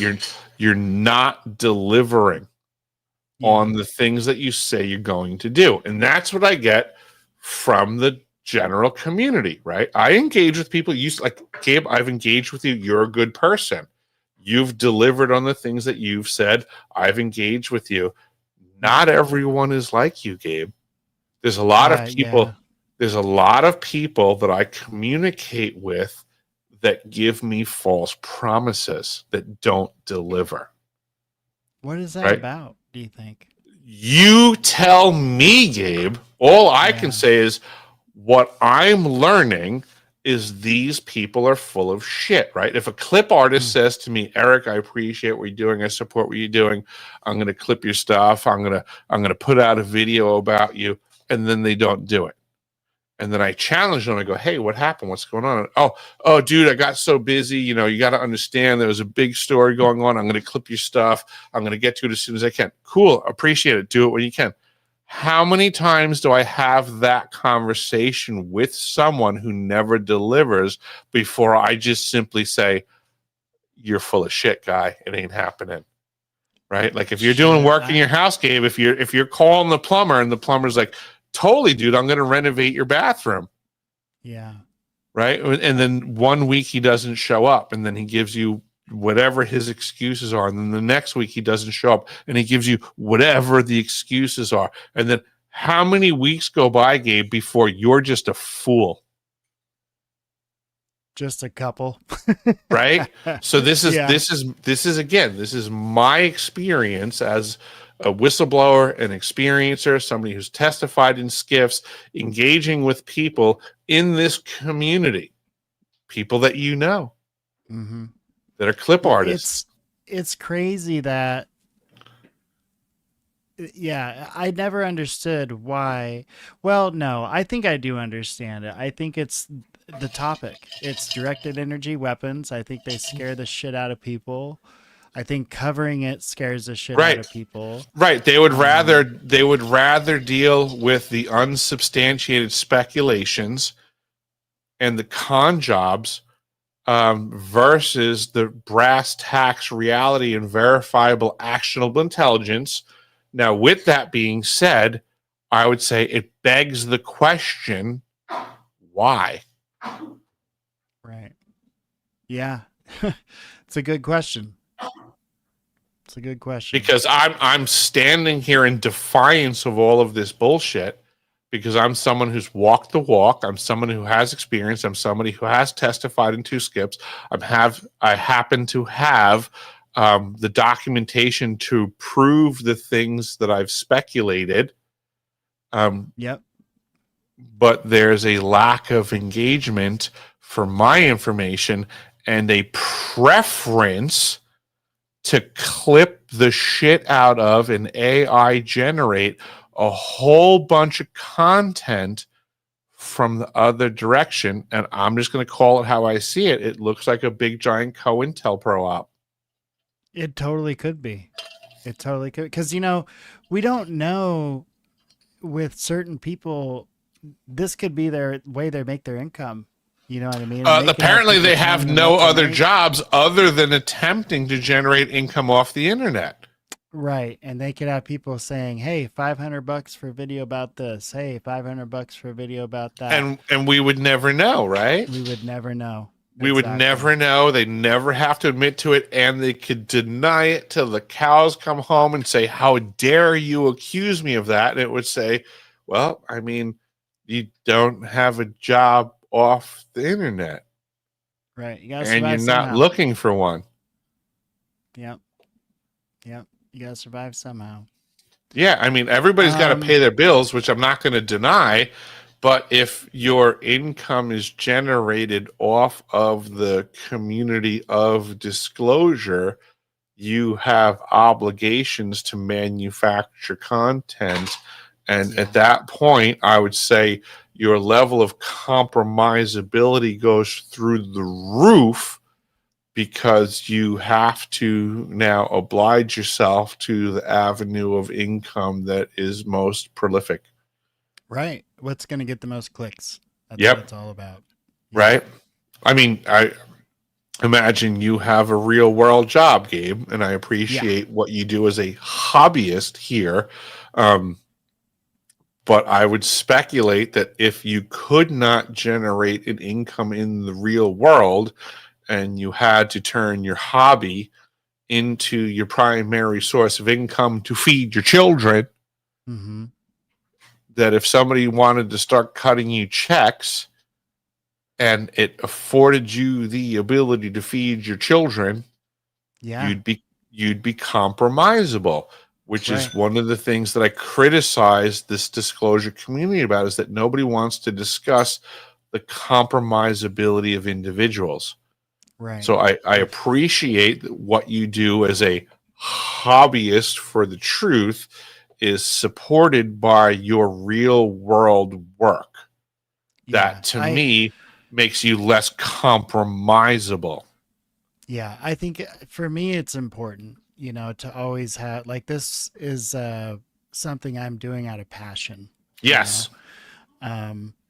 So making money off of it, getting famous. How much money did you make off of YouTube last month?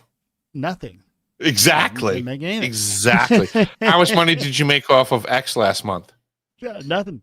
Right. Exactly. Like, I know these things, right? And you function that way because you have a real world job, right? So now think of all the clip artists and content creators out there that admittedly have no real world job and pride themselves, right? And they'll say, what I do online is content creation for you. Please donate so that I can get the credits to clip more stuff for you because I'm here for you.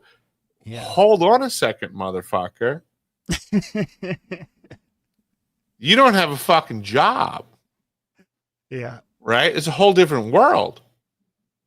I'll even respect, like, I get it. Like you're a human being. Like, you got kids to feed, right? If you didn't have an outside the internet job, I understand.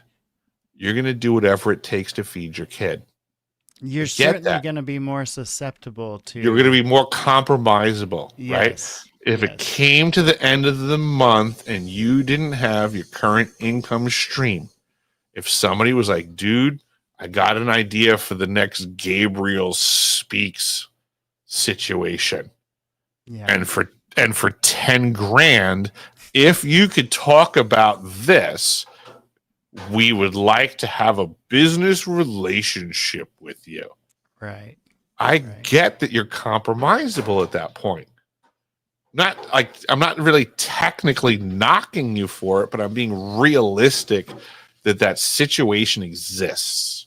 Well, it is, and it is, you know, it is what it is. We can't put our head in the sand and pretend like that's not a real thing. It definitely is. So all I'm really getting at is that when we have all of these content creators and clip artists on the internet who admittedly have no real world jobs, right? Yeah. How do we not bump them up on the chart of compromisability? It's just being realistic. Yeah. Well, you're less compromisable because you have a private source of income. That's a fact. If you didn't have that outside source of income, your level of compromisability quotient would go up. Right. Even if it's not like intentional, not a guarantee. Like my level of being able to be duped would go up, right? Because I want to absolutely that I need that money, and so that's a great point, man. And I think we see that a lot. I think it's rampant in the internet circles where we see content creators, clip artists that are admittedly not working outside of the internet and their AI algorithms and applications.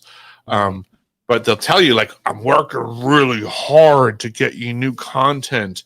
And if you like the clips that I've been creating for you, you know, that's not free. So, you know, we need you to help out by donating. Listen, I as you know, I've started making clips. I've turned on to you. I found free ways to make clips. Yeah. So these guys that are like, this stuff isn't free. That's not actually true either. Like, this is what I'm learning by delving in all of this stuff that I never wanted to delve into. is that a lot of what these people saying is also not true, because I'm finding avenues where you can clip stuff for free. I've even engaged well-known clip artists. When I told them the information that I had, they're like, "Oh, I didn't even know that."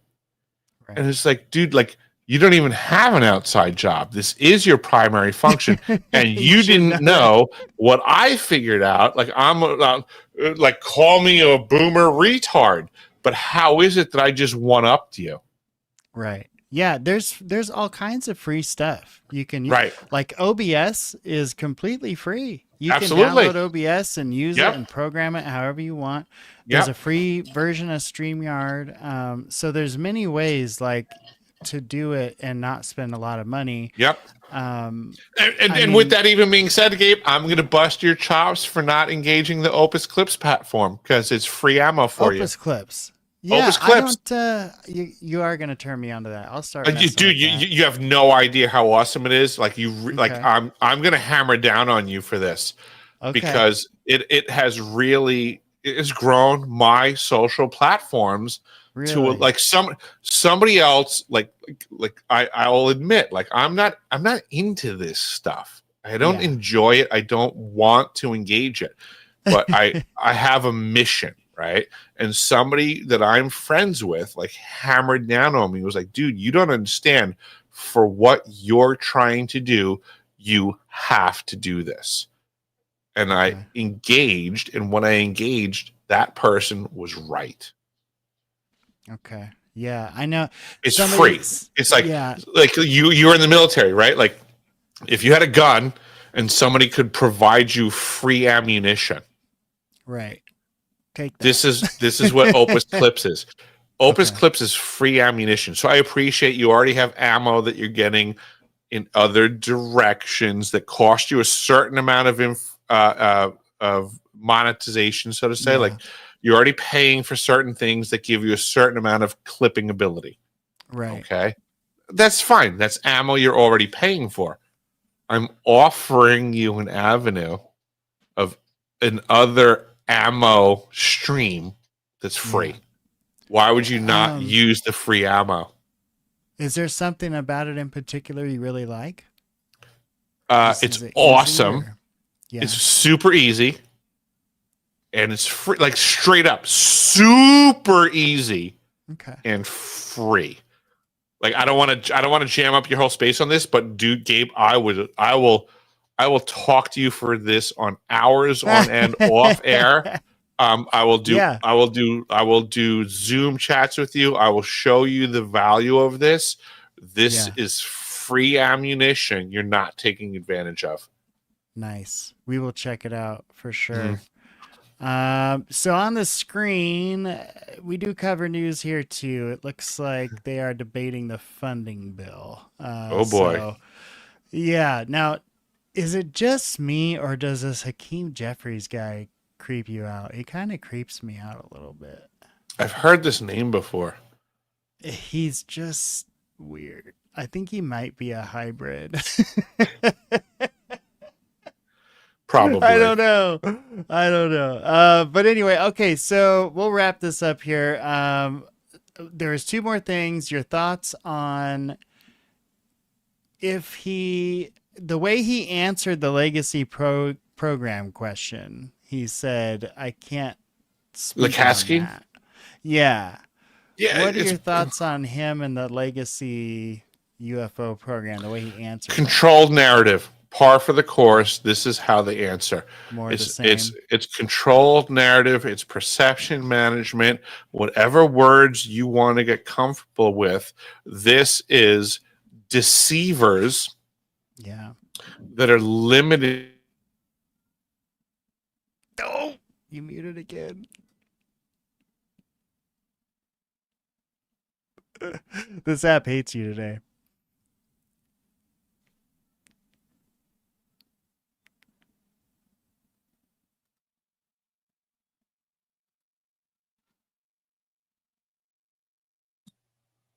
Oh, there he goes. I have no idea how that's happening. Me neither. I'm not touching anything. Like, literally, So weird. This is on hardware. I'm not even touching a mouse, a keyboard, nothing. I'm sure it's the software. Yeah. But my thoughts on shit, what was your question again? Possible UFO legacy program involvement. Deception across the board. It's always been deception. We're barking up the wrong tree if we want the truth. These factions have been deceiving us for decades, and to have the false presumption that if we ask them for the truth enough, they're going to give it to us. I mean, therein lies the problem with disclosure. Is I'm going to be frank, that level of stupidity is the problem. Yeah. Well, one of them, right? I mean, yeah, one of them for sure. Problems. Yeah, one of them. Yes. Yeah, I wouldn't say it's all of them. It's one of them. Yeah. It adds to the complexity of the problem. If you want to beg the factions that have been lying to you for decades to please, can you stop lying to us tomorrow? Right. And they're like, well, DOPSR has decided that this is the amount of truth that we can disclose to you today. And we have an author of a book that was assembled, not by him, but an assembly for him to be the mouthpiece of. Yes. This is the truth book you'll be afforded today. If you have any questions, please ask Jeremy Corbell, because he will lead you in the right direction. Don't question if it's a cliff for lemmings. Trust us. It is all of the truth that you are prepared to handle, because we have calculated the amount of truth that you are prepared to handle. Anything more would be catastrophic, and it would be a disclosure that we, the culprits of deception, are not prepared to handle. Don't think for a half a second that you can handle this truth. It is you, those that want the truth, that can't handle it. It is not That's what's amazing. It is not the deceivers, we, that have concerns about the truth being wielded for fear of justice being applied to us, the minority, by you, the majority, with the torches and pitchforks. Yeah. Yeah, they can. I mean, it's just, they want controlled disclosure, and he wants to sit on top of the mound and pick and choose what can be disclosed. He wants to decide for humankind what we can know and what we can't know. Well, and this is where it gets into this is really wild, dude. Like, it's like this is I think of so many like, as we're adults now, Gabe, and I use that term really loosely. I use that term really loosely. We're not adults. We're children in adult uniforms. Mm. The rules that we lived by in the playground are the same rules. We just try to pretend, and there's now laws that prevent playground shenanigans from being applied in real life. What we're witnessing is simply a king of the mountain fight, like what we're familiar with in the schoolyard, where there were no rules. You just got to the top of the mountain. If you got a bloody nose, if you cried, like nothing mattered. It's whoever made it to the top of the mountain is the king of the mountain. That's life, right? Yeah. Yeah. But now here we are as children in adult suits. King of the Mountain is still going on contemporarily. There are many, many factions that are fighting each other with the technologies, with the information that some have and others don't.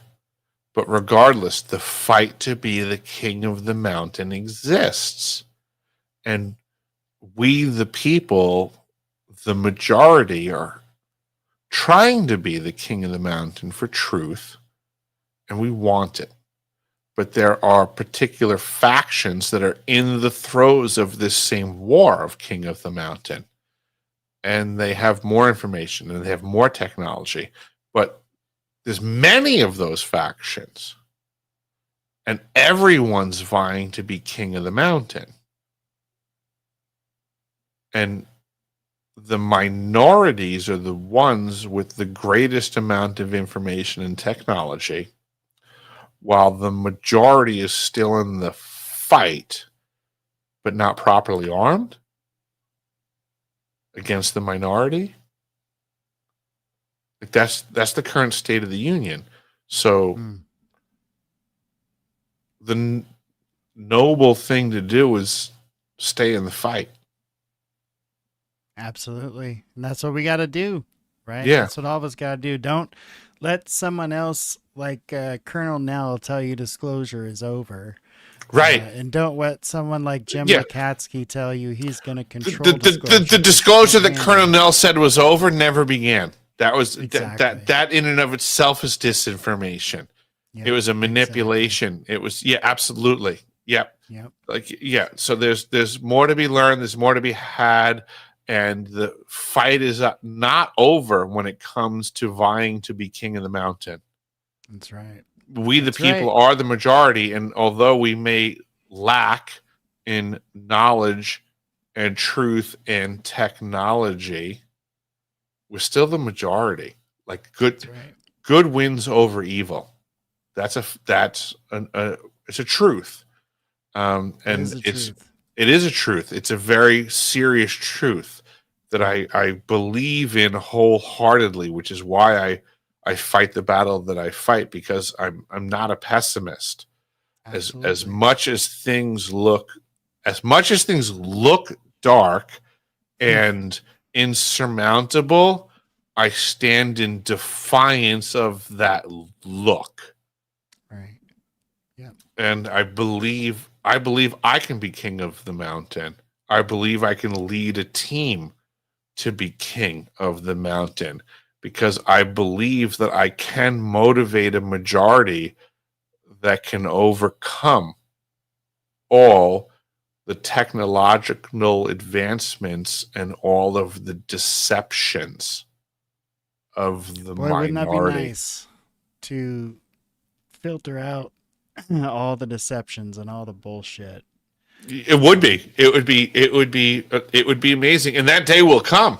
That's what I do know. I know that day will come, and whether it happens in my life or my great-grandchildren's life, I know that day will come. The only thing that I can do is be a light, a beacon in the darkness for the time period for which I exist, to stand defiantly against the darkness.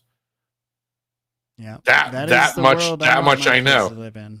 Yeah, absolutely. Nobody's going to burn my light out. Fuck no, that ain't ever happening. All right, thank you for joining me again, Eric. This was another great space on Lacatski, and another lesson on pay attention to what is said and how it's said. Don't do what these guys want you to do and read between the lines, because that's where falsehoods and fake narratives are born. Absolutely. Yeah. So thanks again for joining us. I'm going to take us out on a little snippet from an old Twilight Zone episode. You might be familiar with it. It was called To Serve Man. Oh, yes. It's a great old Twilight episode. It is a good one. I'll take us out on that. You all have a great night. Absolutely, Gabe. Thank you so much for having me. Absolutely. It's been a blast, like always. Unadorned. Incredible, and yet so terribly real that even while they're happening, we live with them and digest them and assimilate them. We were preoccupied with the hands on a clock when we should have been checking off a calendar. The world went on much as it had been going on, with a tentative tiptoeing alongside a precipice of crisis. There was Berlin to worry about, and Indochina and Algeria, and all the other myriad problems, major and minor, that somehow had lost their incisive edge of horror because we were so familiar with them. And then, that's when we first heard that they had come. That's when we should have prepared ourselves for any eventuality. But we didn't. Instead, we milled around like frightened farm animals. Respectfully submitted for your perusal, a Canamet. Height a little over 9 feet. Weight in the neighborhood of 350 pounds. Origin unknown. Motives? Therein hangs the tale. For in just a moment, we're going to ask you to shake hands figuratively with a Christopher Columbus from another galaxy and another time. This is the Twilight Zone. Ladies and gentlemen of the Earth, we greet you in peace and friendship. We come from a planet far beyond this galaxy. A planet far more developed than Earth, but we come as friends. Our intentions are honorable. We desire above all things to help the people of Earth, to establish embassies here, and in the near future to set up reciprocal visits between Earth people and Canamets. Although we know your language, our own methods of communication are mental rather than verbal. Precisely why have you chosen this planet for your visit? It has come to our attention that Earth has been plagued by both natural and unnatural catastrophes, all of which could easily be acted upon and prevented. We are here to help you. Are we to assume that there is no ulterior motive? Well, there is nothing ulterior in our motives. Nothing at all.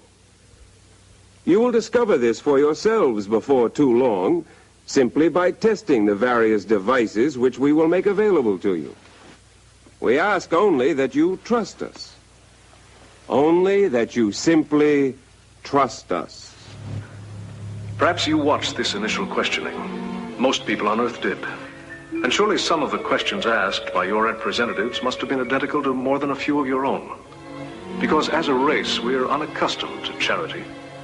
Brutality is a far more universal language to us than an expression of friendship from outer space. They were 9 feet tall enigmas who descended on us like locusts. But nobody was counting or worrying. Except perhaps a few professionals whose job it was to second guess. In a sense, I was one of these, a decoding specialist for the United States government. And this is where I got into the act. That Canamet, or whatever it is he calls himself, walked off and left this book yesterday at the UN. The White House seems to feel that if we can decipher what this book says, we can find out what these Canamets are up to. We've licked the title anyway. What does it say? To serve man. I hope so. I fervently hope so. Please check your guest visas. This is flight number 267 from Earth to our planet. But it's an entire planet, bigger than China. Besides, it's an opportunity to spread peaceful coexistence through an entire galaxy. Stand aside, please. I have diplomatic visa. They tell me they have a mean temperature of 76 degrees on their planet, and the sun never goes down. It's just one big holiday when you get there. They've even got a form of baseball or something like it. Leagues and everything, just like we've got. And the whole trip, billions of miles, only takes just a few days. Oh, man, I don't think I'll want to come back once you do get there. And their clothing. It's a metallic substance, just beautiful, kind of like a spun gold. My sister wrote me. She says the day you land, they take you on a conducted tour of all their shops, and you can pick out as much of it as you want. We will be taking off in 3 minutes. Mr. Chambers, don't get on that ship. The rest of the book, it's a cookbook.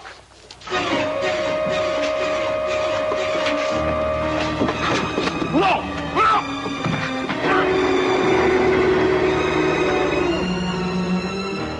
How about you? You still on Earth or on the ship with me? It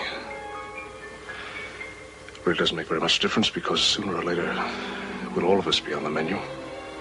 The recollections of one Michael Chambers, or more simply stated, the evolution of man. The cycle of going from dust to desert. The metamorphosis from being a ruler of a planet to an ingredient in someone's soup. It's tonight's bill of fare from the Twilight Zone.